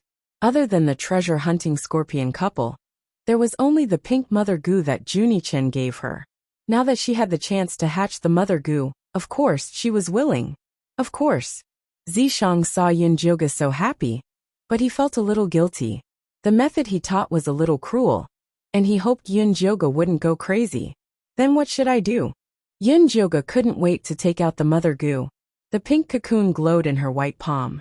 Zishang took the cocoon and threw it at the place with the strongest evil energy under Yin Jioge's expectant gaze. The pink cocoon streaked past Yin Jioge like a meteor and disappeared into the boundless darkness. The undead rushed over like sharks smelling blood and drowned the cocoon in an instant. Ah, what are you doing? Yin Jioge screamed and turned around to save the mother goo. Zishang grabbed Yin Jioge's shoulder and said calmly, "What's the rush? Your goo should have hatched a long time ago. It's just too lazy to come out. If you don't give it some stimulation, it'll really turn into a fossil. But you don't have to do this. What if something happened? If something goes wrong, I'll save it." Zishang wouldn't really let anything happen to the mother goo. "You better do what you say," Yin Jioge said angrily, and stared at the center of the zombies. The dark black fog suddenly fluctuated. Small whirlpools appeared out of nowhere and grew larger. The entire space shook violently like a raging sea. The zombies were sucked into the whirlpools and instantly torn to pieces before turning back into black fog. The place where the cocoon disappeared suddenly spewed out a black and white light, illuminating the entire space. Then, a black and white butterfly flapped its wings and slowly flew up. It circled above everyone's head with an illusory fog. The butterfly was about the size of a palm. The left side was pure black, and the fine patterns formed the head of a ferocious male ghost. The right side was pure white, but it was a benevolent woman. Right in the middle was a black body, with a pink Lolita face on its head. It was pouting and seemed to be huffing and puffing. Yin Yang reincarnation butterfly? Zishang raised his eyebrows and sent a voice transmission to Yin Jioge. "You're pretty lucky. This goo worm actually evolved into such a rare species after absorbing the little baby's demonic aura. What's so special about this Yin Yang reincarnation butterfly?" Yin Jioge stared intently at the black and white butterfly. The Yin Yang reincarnation butterfly, as its name suggests, is capable of reversing the energy of Yin and Yang. Even in a land of death, it can create life. It is a rare treasure. However, this one of yours is still young. It can only deal with these walking corpses. A Yin Yang reincarnation butterfly that had truly completed its evolution could create a small world of its own. It was the best artifact spirit to refine a mustard seed space. And it was also the favorite treasure of mighty figures. Yin Jioge's eyes lit up, and she hurriedly waved at the black and white butterfly. "Baby, come to big sister's arms." When the black and white butterfly heard the call, it glanced at Yin Jioge and continued to pout. It seemed like it was still angry about being thrown out. "Baby, don't be angry. Big sister will give you some candy." Yin Jioge poured 2 cherry pills into her hand. Satisfied, the black and white butterfly landed on her hand. After eating the cherry pill, it obediently squatted on Yin Jioge's shoulder. It was really easy to coax. "Baby, I'll call you Feifei from now on." Yin Jioge lovingly stroked Feifei's little head. Feifei flapped its black and white wings. It was very satisfied with this name. "Miss Yin, may I ask what species this butterfly is and where can I find it?" Leng Hui looked at Fei Fei excitedly. He had just seen with his own eyes that the little butterfly flapped its wings, and the demonic aura turned into a whirlpool. Those walking corpses and evil spirits were trapped in the whirlpool and could not escape. If he could have one like this, he would not have to worry about the Grey Kingdom being invaded by the demonic aura. This is a goo worm that a friend of mine gave me.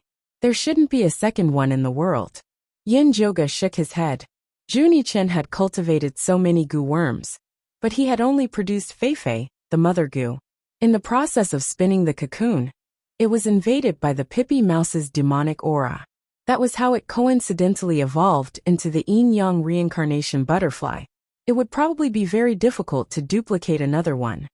I see. Leng Hui was extremely disappointed.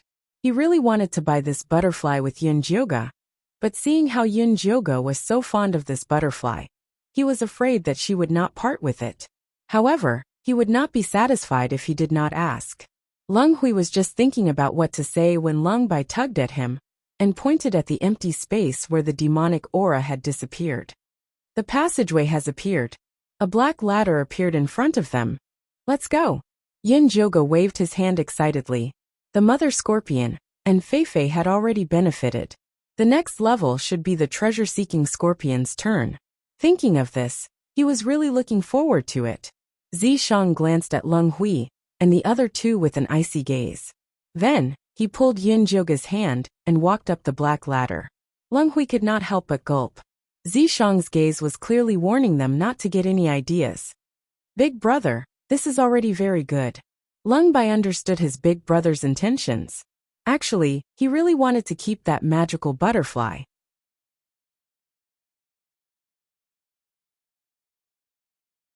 However, he knew very well that the entire Grey Kingdom was not worth mentioning in the eyes of these two foreign cultivators.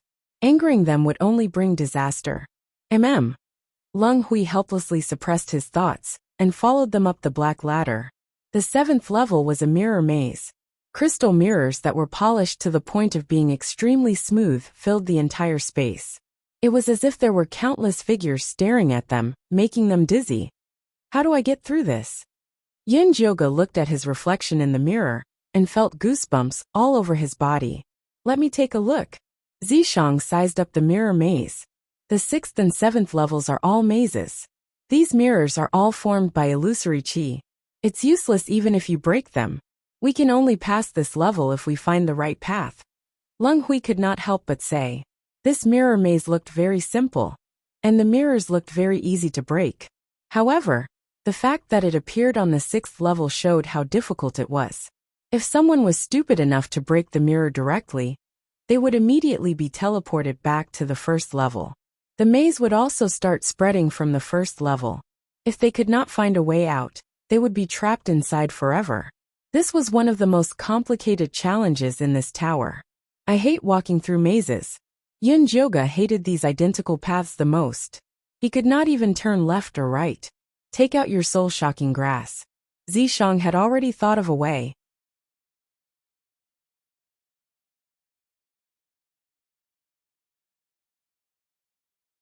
Chapter 433. What for? Yin Jioga was very vigilant. She didn't let down her guard against Zishang, just because she got some benefits from the first 2 floors. You have to use it if you want to pass, Zishang said. But I need to use it to refine medicine. Yin Jioga was a little reluctant. This soul-shocking grass was cultivated by absorbing Lu Tianer's constitution. It was very precious. I'll get the cute baby to plant another one for you later. The soul-shocking grass was nourished by Lu Tianer's constitution. It was just a little more spiritual, but its medicinal properties were still the same. Alright, Yin Jioga took out the soul-shocking grass in the end. The soul-shocking grass that had its spirit extracted was just a gray seed. Zishang pinched the seed and injected spiritual energy into it. The seed shone and sprouted quickly. A slender gray leaf grew out. A terrified face appeared clearly in the leaf. Zishang put the soul-shocking grass on the ground and put a black hair into the soul-shocking grass mouth. After the soul-shocking grass swallowed the hair, it let out a shrill scream. It was more painful than eating shit. The soul-shocking grass stopped screaming and immediately withered. That's it. Yin Jioge looked at the silent mirror maze and felt very confused. Zishang nodded. Can we go over now? Yin Jioge asked again. No. Zishang shook his head. Then why did you take the soul-shocking grass? Was it just to hear it scream? Did he have to do this to his sister? Of course it's useful. Zishang secretly sent a voice transmission to Yin Jioge. I used the soul-shocking grass to call Yusha. She's the best at walking through mazes. Wait for her to lead us. That hair was Yusha's.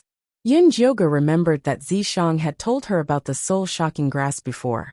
No matter how long they were apart, even if they weren't in the same space, they could still summon the person they were looking for. That's right. Zishang nodded, then lifted his chin towards the mirror space and said, She's here. A red silhouette appeared in the mirror space. It was Yusha. Her hair was messy and her clothes were tattered. She looked like she was about to collapse. She rushed in front of Zishang and yelled, F***CKU. How dare you use the soul-shocking grass to summon me? Did you do it on purpose? Other than this, there's no other way. Actually, Zishang did it on purpose. The reason why the soul shock grass was called soul shock was that the person who was summoned would suffer a powerful spiritual attack. If one's soul wasn't solid enough, it was very likely that one would be scared to death. Who are you trying to fool? You're obviously messing with me on purpose. Yusha was even angrier now. Zishang was obviously trying to kick her away and have Lady Goddess all to himself. So what if I mess with you? Zishang raised his eyebrows. Bite him if you dare.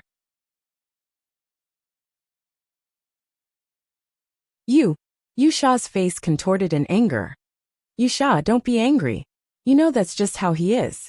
Yin Jioge quickly comforted Yusha, not forgetting to glare at Zishang. I'm fine.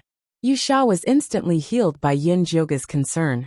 He stepped forward, wanting to hold Yin Jioge's hand. The Lady Goddess was the best.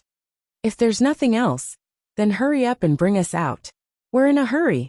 Zishang was afraid that Yusha's claws would fall off. Cough cough. Yusha, do you have a way to get us out of this maze? Yin Jioge quickly stepped forward to smooth things over. He did not want Yusha to really die from anger. Even if I don't have a way, I'll think of one. Yusha declared her loyalty to Yin Jioge. I'm willing to go through fire and water for her without hesitation. There's no need for you to go through fire and water. Just lead the way. Yin Jioge still could not get used to the feeling of being pursued by a beautiful girl, even if the heart of this beautiful girl was a man. This way. As Yusha led the way, she told Yin Jioge about the tragic situation she had been in after she was captured. Actually, there was nothing tragic about it. She had escaped into the maze on the 6th level the moment she entered the tower. Although this mirror maze was set up by Cho Shan using his murderous energy, he had never entered it before. Moreover, he was too lazy to deal with Yusha, so he just let her stay in there. Leng Hui was shocked when he heard Yusha's words from behind. Although this gray-skinned woman who was dressed in a palace maid's attire looked very similar to the Grey Nation, he did not expect her to be from the outside world as well. The most terrifying thing was that she was able to master the secret of this mirror maze. This was something that even Cho Shan could not do. This Yin Jioge was not a simple person. Although he was only at the Qi refining realm, the people around him were each more powerful than the last. If he could make her stay, those people would definitely stay with her as well. How can I make her stay? Leng Hui began to let his imagination run wild again. Leng Bai and Leng Emo focused their attention on the mirror maze. They did not notice that their big brother's thoughts were getting stranger and stranger. The 6th level was a mirror maze. The 7th level was an even more complicated spiral maze. However, under Yusha's lead, everyone managed to pass through it. Once they walked out of the maze on the 7th level, they found themselves in a long dark corridor. They were surrounded by black walls above their heads. Yin Jioge walked in the middle, Zishang on his left, and Yusha on his right. Leng Hui, Leng Bai, and Leng Emo followed behind them. Yusha, you've been in this tower for so long. Have you seen my grass soul seed? Yin Jioge secretly told Yusha about his dream of the grass soul seed, through voice transmission. I've been staying in the maze and didn't dare to go out. That's why I've never seen your grass soul seed. Actually, Yusha had wanted to sneak out to check on the situation in the tower. However, Cho Shan had placed shadow spies at the exit of the maze. She would be caught the moment she left. For the safety of her body, she decided to stay in the maze in the end. Oh, Yin Jioga was slightly disappointed. However, when he thought about it, there were only 2 levels left. He would eventually find the grass soul seed. What's on the 7th level? Zishang suddenly turned and asked Leng Hui. Leng Hui, who was still thinking of a way to make Yin Jioga stay, was stunned. When he realized that Zishang was asking him, he quickly answered. It's the place where Cho Shan placed the white-skinned women. Are those white-skinned women still alive? Yin Jioga asked. I don't know. Leng Hui shook his head. He had only heard bits and pieces of information from Cho Shan. He had never been to the 7th level himself. I hope they're still alive. Leng Mo's expression was complicated. He had been intimate with those white-skinned women. He really hoped that they were still alive. As long as they were alive, no matter what happened, he would definitely take care of them properly. As the few of them conversed, they arrived at the end of the tunnel. Before them was an extremely tall gray stone door. A lifelike, white-skinned woman with a serene expression was carved on it. She was naked, and in her arms was a little doll with pale skin. The little doll stared at them with its black eyes. Its little mouth was open, and there was a black chaos in it. It was indescribably evil and terrifying.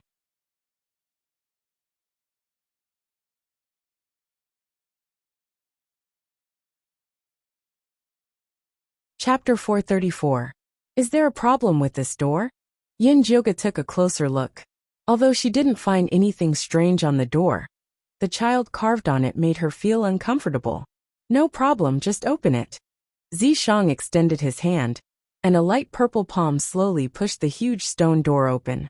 A strange smell with a fishy smell wafted out. It felt like a delivery room. Yin Jioga sealed her nose and walked in. The scene inside made her feel extremely disgusted. There were hundreds of crystal coffins inside, and naked, white-skinned women were lying inside. Their bellies were bulging, and there was a red tube extending from their belly buttons. The tubes intertwined and extended upwards. There was a huge blood-red cocoon at the top of the room. It was glowing red, and there was a baby curled up inside. This is the demonic embryo? Yin Jioga asked Yusha hesitantly. Wasn't it said that the demonic embryo was difficult to cultivate? That's right. Yusha looked at the blood-red cocoon in shock. She didn't expect Cho Shan to be so talented. He actually managed to cultivate a demonic embryo.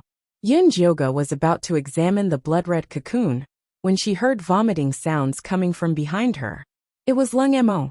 When he saw the white-skinned women's pitiful state, he felt his scalp go numb and his body turn cold. He couldn't help but vomit.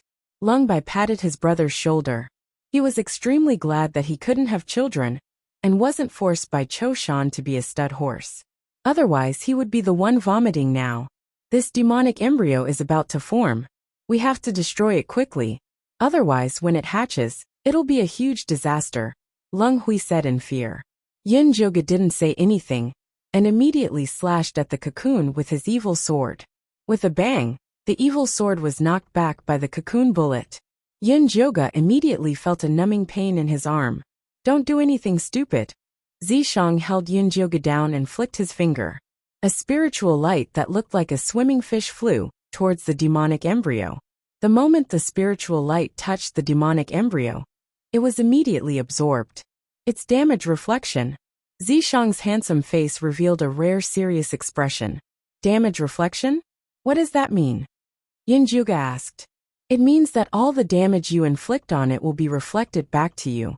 If you kill it, you'll die as well, Yusha said without waiting for Zishang to answer. He admired Cho Shan more and more for raising such a freak. Damage reflection was the most annoying skill of the devilish fetus. What should we do then? Yin Jioga rubbed his arm that was still aching. He did not doubt Yusha's words at all. Yusha did not say anything. The best way was for him to get rid of the devilish fetus.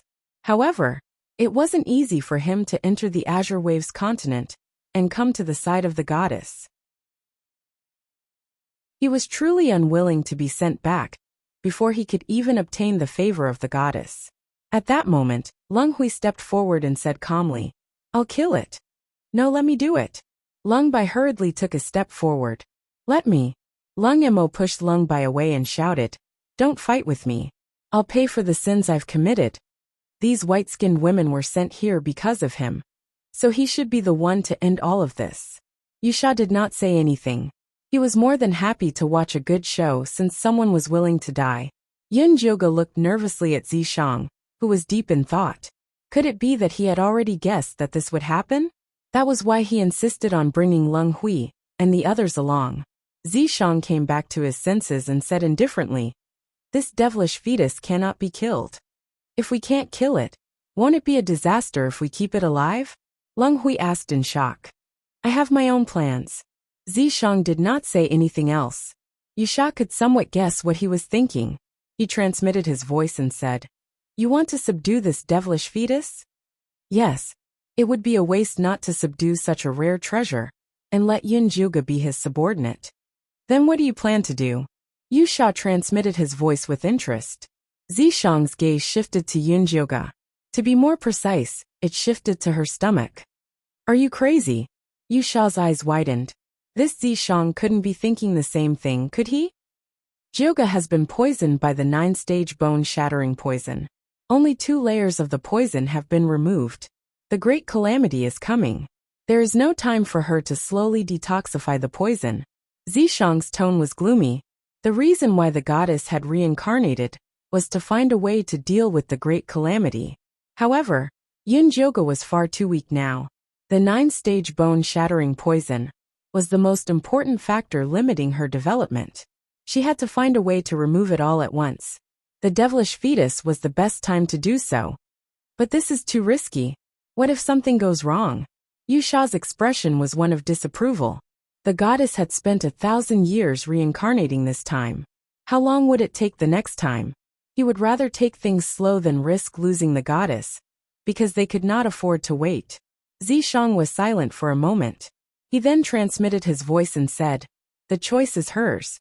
I think she will agree."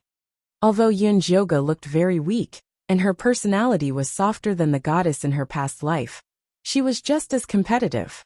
If there was a chance to completely rid herself of the 9-stage bone-shattering poison, she would not let it go. "What are the 2 of you whispering about?" Yun Jioge could not help but ask. The 2 of them were transmitting their voices to each other. Did they think she was dead? "Come here. I have something to tell you." Zishang called Yun Jioge to the side and set up a soundproofing barrier. He even had Yusha stand guard at the side. "What are they doing?" Yun Jioge was slightly displeased. Couldn't they just transmit their voices? They were clearly afraid that the 3 brothers would eavesdrop on them. This was not good for unity. "I have a way to rein in the devilish fetus and remove the poison in your body," Zishang said solemnly. "What is it? Tell me." Yun Jioge's eyes lit up. "Do you see these women's navels?" Zishang did not answer Yun Jioge's question immediately. Instead, he pointed at the white-skinned women. "I see them. Is there a problem?" Yun Jioge did not understand. These white-skinned women have the demonic attraction physique. Cho Shan used them to convert the devilish qi into pure devilish qi and inject it into the devilish fetus. If we remove all these tubes, we'll have to find other devilish qi to form the devilish fetus, Zishang continued. Yun Jioge's eyes widened when she heard this. "Are you going to sacrifice Yusha?" Hey, what does this have to do with me? I'm not the one who was poisoned." Yusha, who was eavesdropping at the side, had a sad expression on her face. She felt that the goddess in this life was not very smart. However, she strangely wanted to protect her. No. Although Yusha's spirit is of the devil clan, her physical body is still that of a human. She can't satisfy the needs of the devilish fetus. You're the only one who can attract it. Zishang did not beat around the bush and told her his plan directly.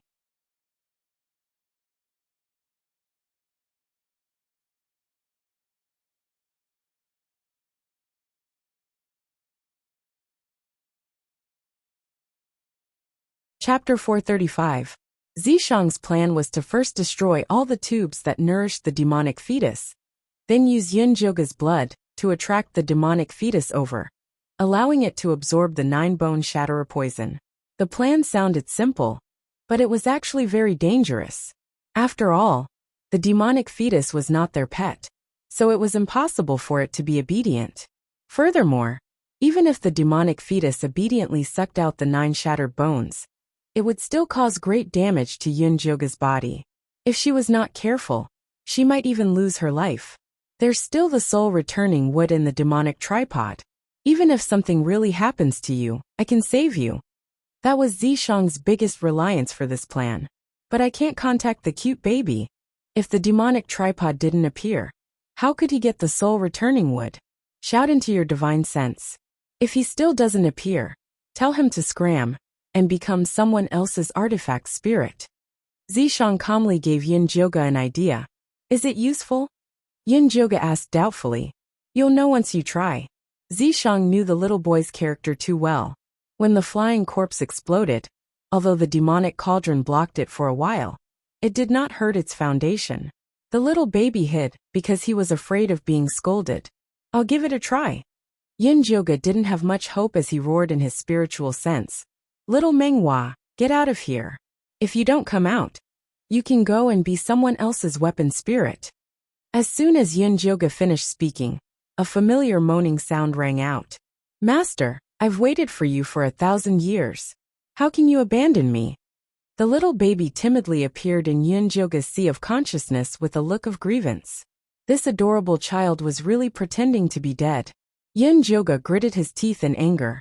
He wanted nothing more than to give it a good spanking. But when he thought about the soul-returning wood, he could only suppress his anger. Where's the soul-returning wood? Yunjoga's divine consciousness entered the demonic tripod and asked. Here, here. The little baby brought Yunjoga to the side of the soul-returning wood. The soul-returning wood, which was only as tall as a person before, had grown quite a bit. Dreamy smoke flowed on the branches, bringing with it a mysterious power. Master, I've always been taking good care of it. Little Menghua said with a smile. At least you're sensible. Seeing that the little baby was quite diligent, Yunjoga didn't care about it pretending to be dead and making him worry. Hee hee. The little adorable child giggled twice and secretly heaved a sigh of relief. He had finally escaped a calamity. By the way, can you find the grass soul seed? Yunjoga asked. This grass soul seed was cultivated by little cute baby. There might be some special connection between the two. I can't find it. The little baby quickly shook his head like a rattle drum. It had been playing dead and hiding in the depths of Yunjoga's spiritual sea, so it did not know that the flying corpse's explosion was fated to happen. It thought that there was a problem with the grass soul seed it had cultivated. Look around when you have time. Inform me immediately if you have any news. Yunjoga had a feeling that the grass soul seed was related to the demonic fetus, but unfortunately, she could not sense its existence. Oh, okay. The little baby nodded obediently, but he had no intention of retrieving the grass soul seed. What if its master remembered that it had been tricked again? It didn't want to find trouble for itself. Yunjoga stepped out of the demonic tripod, and Zishang's voice sounded. Did you find the soul-returning wood? I found it. I can use it anytime, Yunjoga replied. All right, then do as I say later. Zishang went close to Yunjoga's ear and secretly gave her a few instructions. Yunjoga nodded repeatedly after hearing that. Finally, she said emotionally, I thought that you brought the Lung brothers here to sacrifice them to kill the demonic fetus. Haha, they don't have the ability to kill the demonic fetus. Although Yunjoga had not guessed correctly, it was not far from the truth. The 3 brothers had other uses. In the distance, the 3 brothers, Lung Hui, Lung Bai, and Lung Mo, were observing the crystal coffins, trying to find a way to break them. These crystal coffins are made of mystic ice. They can't be broken. Lung Mo tried a few times but did not succeed. Lung Hui was distracted. He kept glancing at Yunjoga and the others. Big brother, stop looking. Lung Bai could not help but pull him. Yunjoga had obviously set up the barrier to avoid them. Why did he have to make them misunderstand? Everyone came here to kill the demonic fetus and Cho Shan. Why are they hiding at the side and discussing among themselves? Lung Hui was very displeased. Although he had been a bystander in the previous trials, he wanted to help at such a crucial moment. They have their own ideas. Lung Bai was actually a little uncomfortable being excluded by Yun Jioga and the others. However, they were too weak. Why do we care so much? As long as they can help us deal with Cho Shan, it's fine. Lung Emo was optimistic. Speaking of Cho Shan, why hasn't he shown himself when we're already here? Is he plotting something? Lung Bai could not understand. Cho Shan had spent so much effort to cultivate the demonic fetus. How could he be willing to let it be destroyed? We ambushed him, and he was seriously injured. He's probably recuperating on the 9th level, Lung Hui guessed. Even if he's recuperating, he can't just do nothing, right? Lung Bai still felt that something was wrong. Perhaps he's confident that no one can neutralize the demonic fetus. Lung Hui looked up at the blood-red cocoon in the air.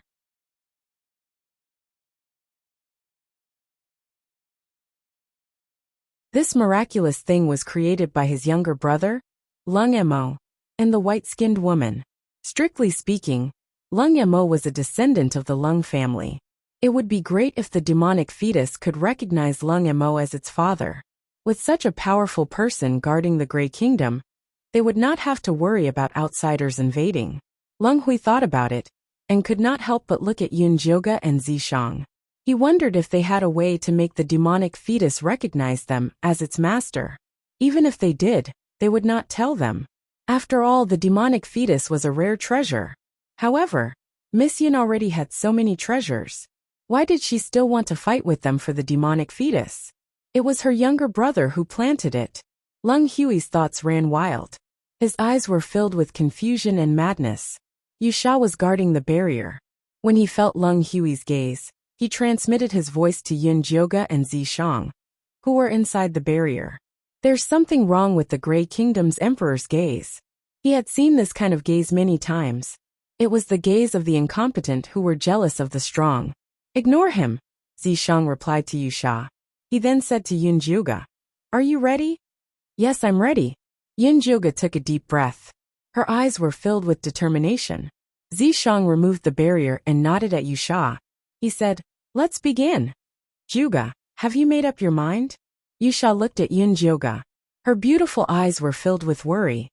"I have." Yun Jioga nodded with determination. She had to take this opportunity to completely rid herself of the 9 Bone Shatterer's poison. "All right. No matter what decision you make, I'll support you." Yu Sha immediately expressed her loyalty.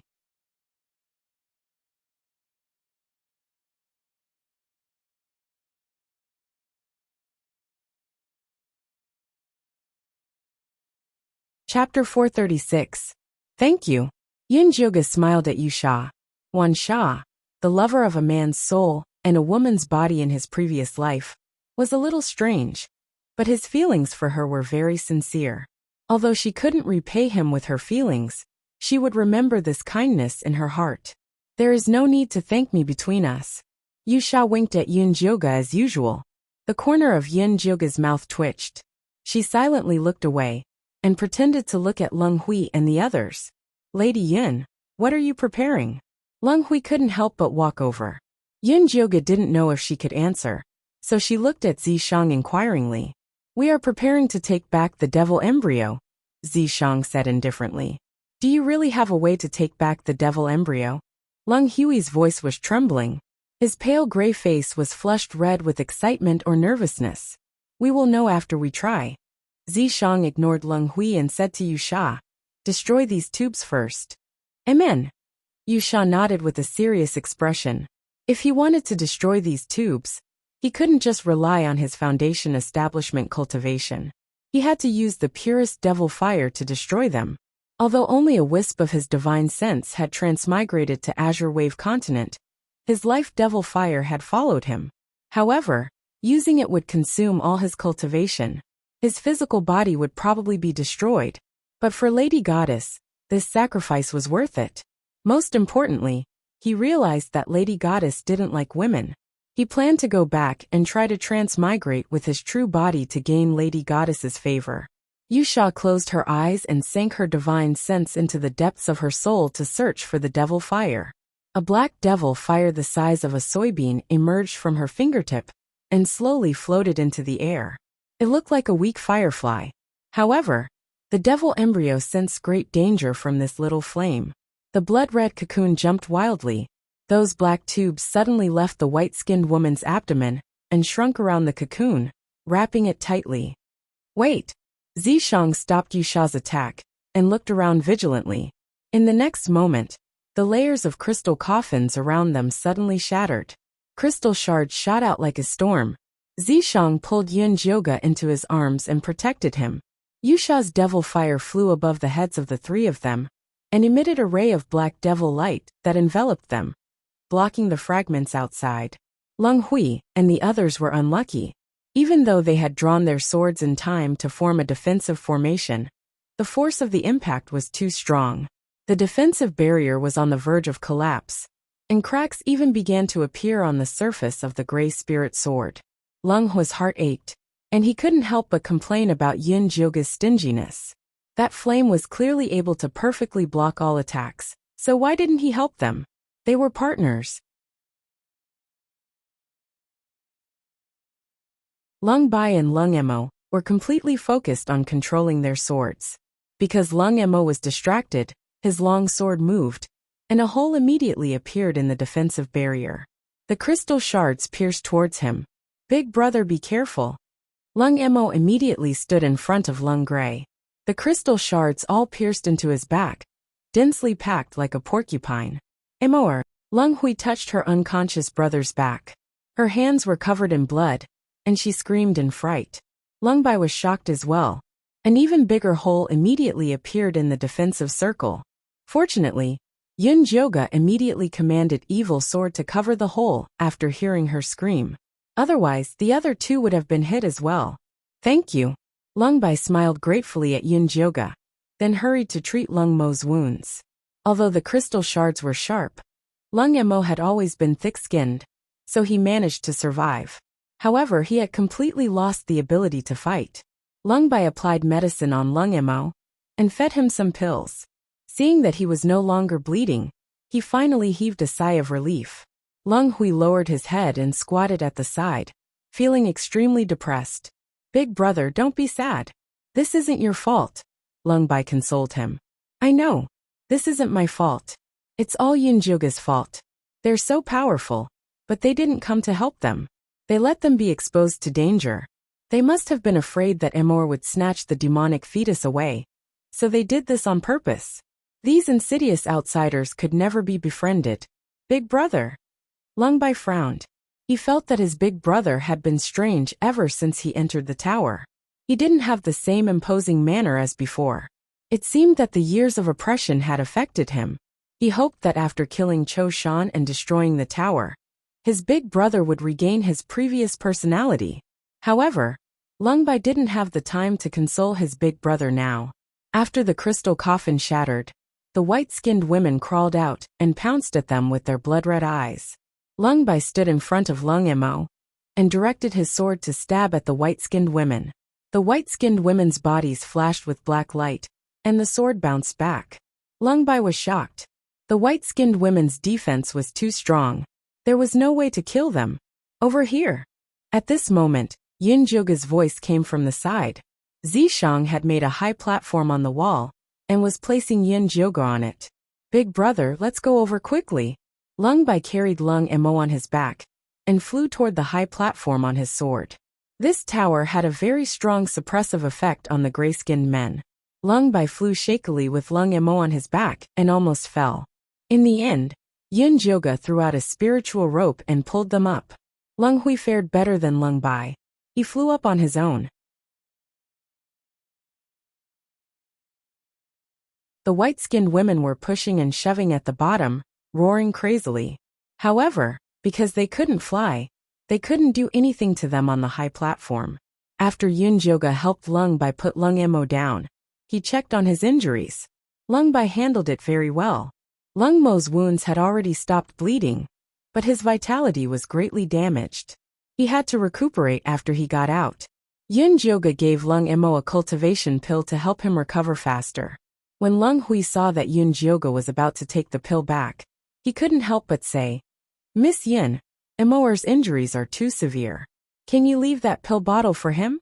I'll give you something in exchange. Yin Jioga was stunned. Normally, she wouldn't even need Leng Hui to say anything to give her a bottle of pills. However, after falling into the Grey Kingdom, she didn't have many pills left. She really couldn't be generous. Leave it for him, Zishang suddenly said. Yin Jioga was even more surprised. Zishang had never been a generous person. However, since he said so, Yin Jioga handed it over. Leng Hui took it and opened the jade bottle. When he saw that there were only 3 pills left, his expression darkened. Leng Bai's heart immediately thumped. This was too rude. Anyone who saw it would misunderstand. What?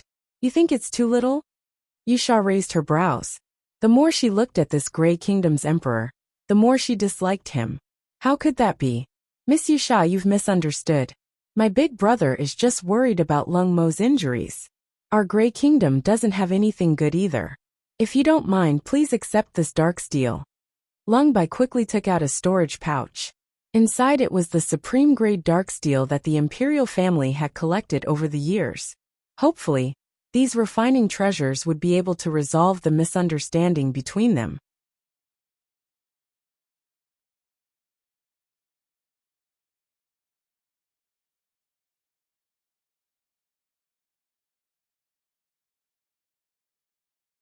Chapter 437. Who cares about your stupid thing? Keep it for yourself. Yusha said in disdain. Yin Jioga wanted to reach out to take it, but to not embarrass Yusha, he silently retracted his hand. She doesn't care about it. Don't try to please her, Leng Hui said in a strange tone. Big brother. Leng Bai was really angry now. They were the ones asking Yin Jioga for help. What good would it do to offend them like this? Leng Hui stopped talking after being reprimanded by his second brother. He stayed by Leng Mo's side and stared blankly at the blood-red cocoon in the air every now and then. Yusha ignored him. The most important thing now was to help the lady goddess get rid of the poison. Let's begin. Zishang gave Yusha a look. Yusha then directed the little black devil fire to fly towards the blood-red cocoon in the air.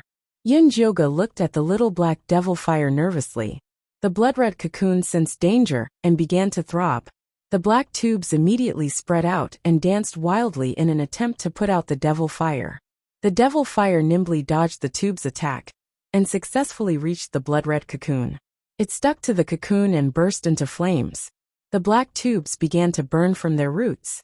Soon, they turned into ashes and dissipated in the air. A childlike shrill cry came from the cocoon.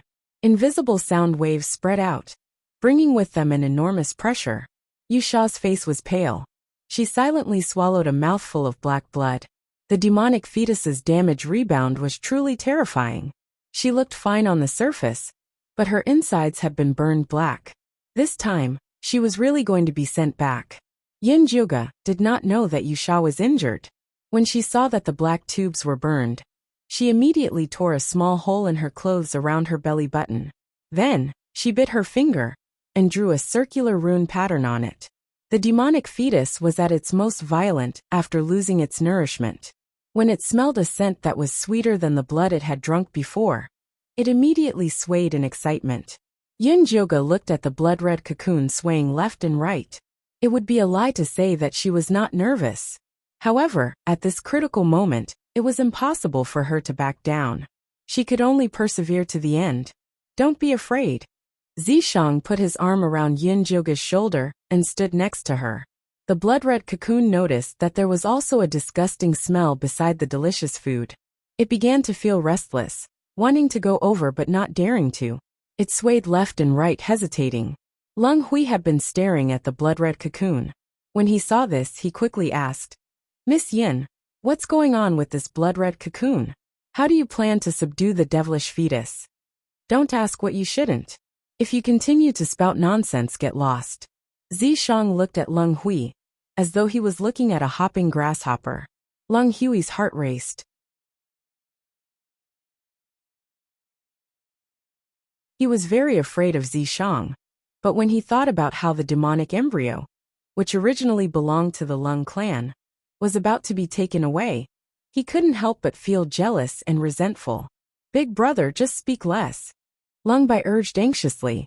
This high platform was their last line of defense. If they were really kicked down by Zishang, they would instantly be torn into pieces by those white-skinned corpses who were eyeing them covetously.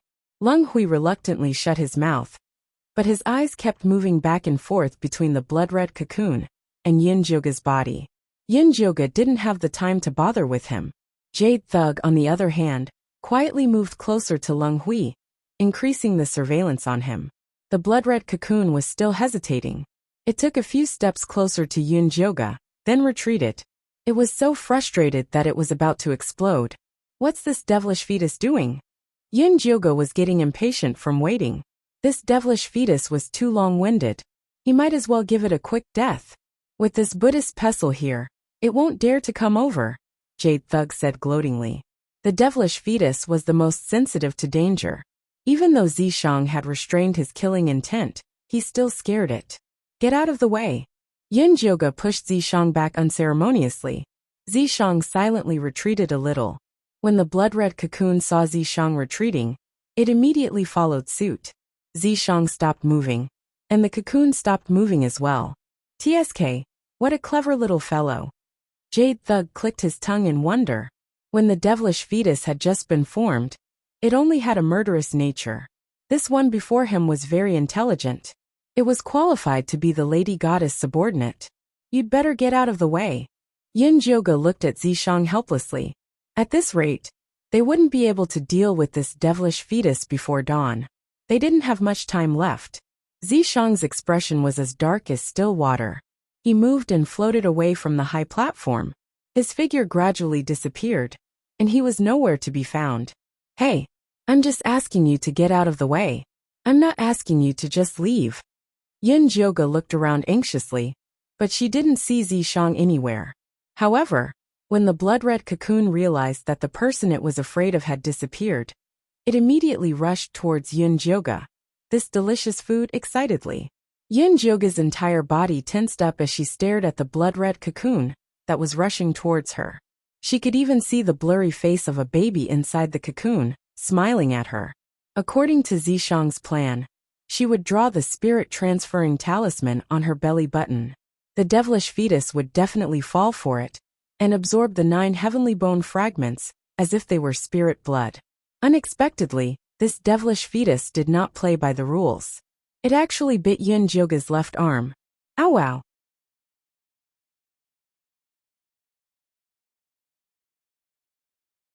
Yin Zhuge let out a blood-curdling scream. She felt all the blood in her body flowing back towards her wound. Her face instantly turned deathly pale. Her legs went limp and she fell to the ground on her butt.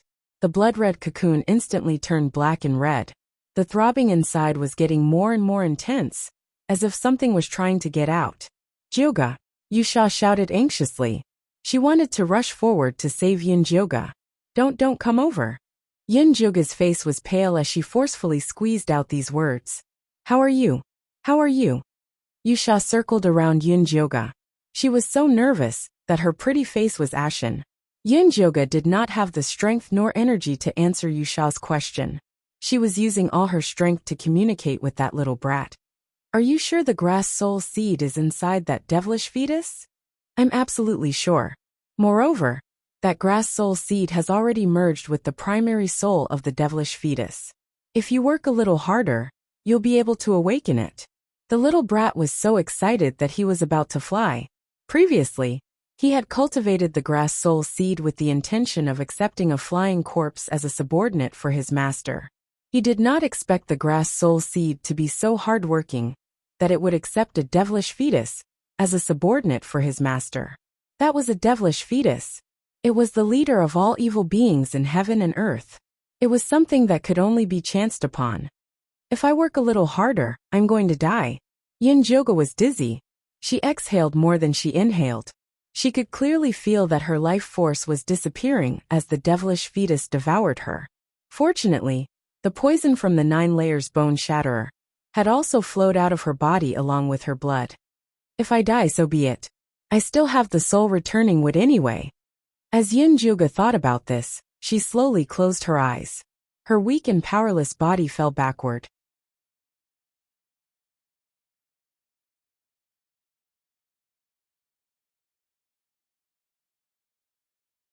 Chapter 438. Yin Joga felt like she was going to die. Her thoughts gradually drifted away. Suddenly, a gentle voice called out to her. Goddess, the candidate for godly husband is already waiting in the main hall. Would you like to go and take a look? Divine husband? What the hell was that? Yin Joga opened her eyes and found that the blood cocoon was gone. The tower was gone too. In its place was a grand palace. She was reclining on a soft couch made of spirit jade. She wore a gorgeous robe made of phoenix feathers, and the South Pole star on it reflected a gentle light. The one who called out to her was a tall and handsome man with curved horns like a sheep. His black hair was curled like seaweed, and his long and narrow eyes were pitch black. His lips were rather sexy, and he wore black armor. His palms were covered in black scales. Wasn't this Wan Sha's real body? She saw it in the maze. Yin Joga was about to ask Wan Sha what was going on, but she couldn't help but say, I know. Let's go take a look. She then stood up and walked forward, with Wan Sha following by her side loyally. There were 2 rows of handsome men standing in the white jade hall. Each of them had their own merits, but they were all extremely outstanding. The man at the front was tall and slender.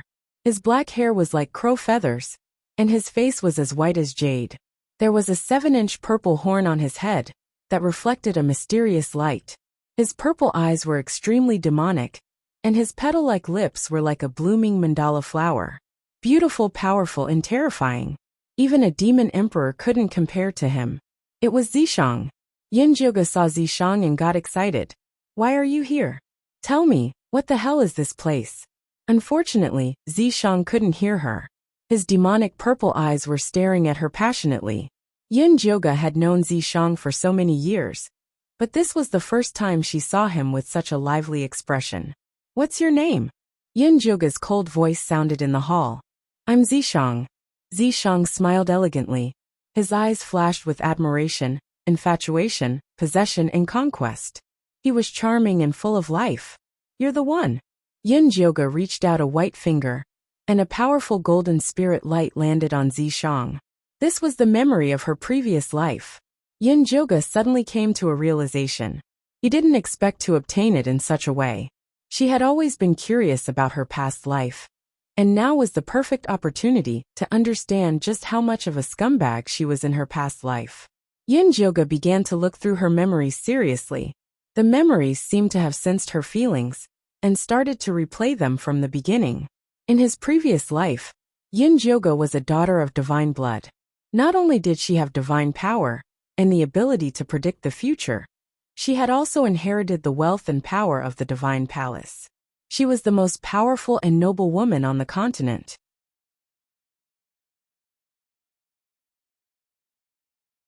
When she reached the age of mating, the major races began to compete fiercely, sending the strongest and most charming men to the divine palace for her to choose from. Yin Joga took a liking to Zishang at first glance, and that night, they rolled in the sheets. Not only was Zishang powerful, but he was also talented in that aspect. He was very compatible with Yin Joga, so it was only natural that he would become her fiancé. Just as the divine palace began to prepare for their wedding, Yin Joga suddenly discovered that a great calamity was about to descend. Only the Son of Life could stop this calamity. Yin Joga had deduced that her child was the child of life. In order to conceive the child of life, Yin Joga began to crazily mate with Zishang. Unfortunately, she had no success. She believed that Zishang was not lucky enough to be the father of the child of life, so she opened a harem and chose the strongest warriors from the major races. She found many lovers to try, and even pushed down her own bodyguard, Wan Sha. Unfortunately, no matter how hard she tried, she still failed to conceive the child of life. The calamity soon arrived. The sky above the divine palace was filled with blood clouds, and heaven and earth roared. A hole actually appeared in the sky. In order to delay the arrival of the calamity, she could only use her body to mend the sky. Moreover, after sacrificing her body, her soul had to enter the cycle of reincarnation to find a way to stop the calamity. Yin Joga had not been called the goddess by her believers for so many years for nothing. At the critical moment, she flew up and used her body to mend the sky, and her soul entered the cycle of reincarnation. However, when her soul was reincarnating, something went wrong. In the end, she ran to a different space-time and became the ruthless chief secret agent who was proficient in both medicine and poison. It was only when the Yi clan's first wife-daughter died tragically in the 10,000 feet abyss that her soul returned to the Azure Waves continent. Then she met Zishang, who had waited for her for 1,000 years. After that, she began a journey of torturing love. Joga Joga. Zishang's anxious voice sounded far and near, as if it came from 1,000 years in the future. Yin Joga wanted to respond, but she was trapped in her memories and couldn't move. Juga, quickly open your mouth. Zishang shouted again. Yin Joga opened her mouth in a daze, and she felt an incomparably strange smell sliding down her throat. After she subconsciously swallowed it, her divine sense exploded, and she fell to the ground like fireworks. Juga Juga. Zishang's voice became much clearer this time. Yin Joga could even hear the little babies scream. Master, please don't die. I don't want to be sealed for another 1,000 years. Shut up. Yin Joga had a headache from the little baby's noise and couldn't help but scold. So noisy.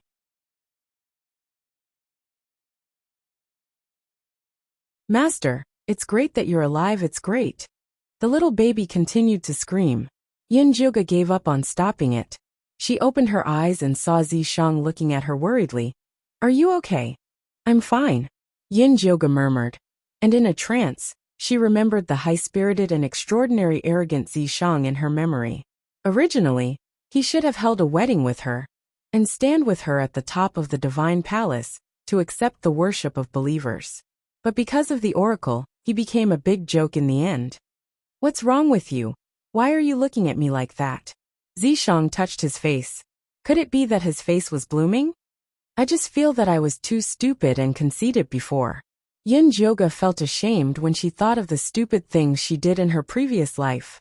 Just because of a vague and unfounded prediction, she wanted to be pregnant with the son of life, and even did something as stupid as opening a harem. You were also doing it for the sake of the world in the past. Zishang's expression was sad.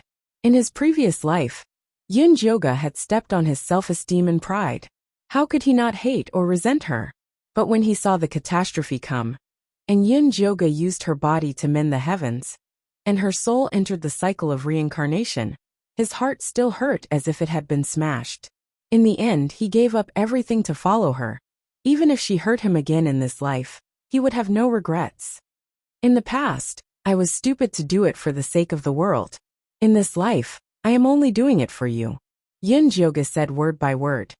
You're tuning in to the Li Mei's Sword of Destiny YouTube channel. We're so grateful for your support, and don't forget to subscribe to join us on this incredible journey through captivating stories. Your generosity through donations truly makes a world of difference, as it's the primary source of revenue that allows me to expand and enhance this channel for you. Thank you from the bottom of my heart for being a part of this adventure.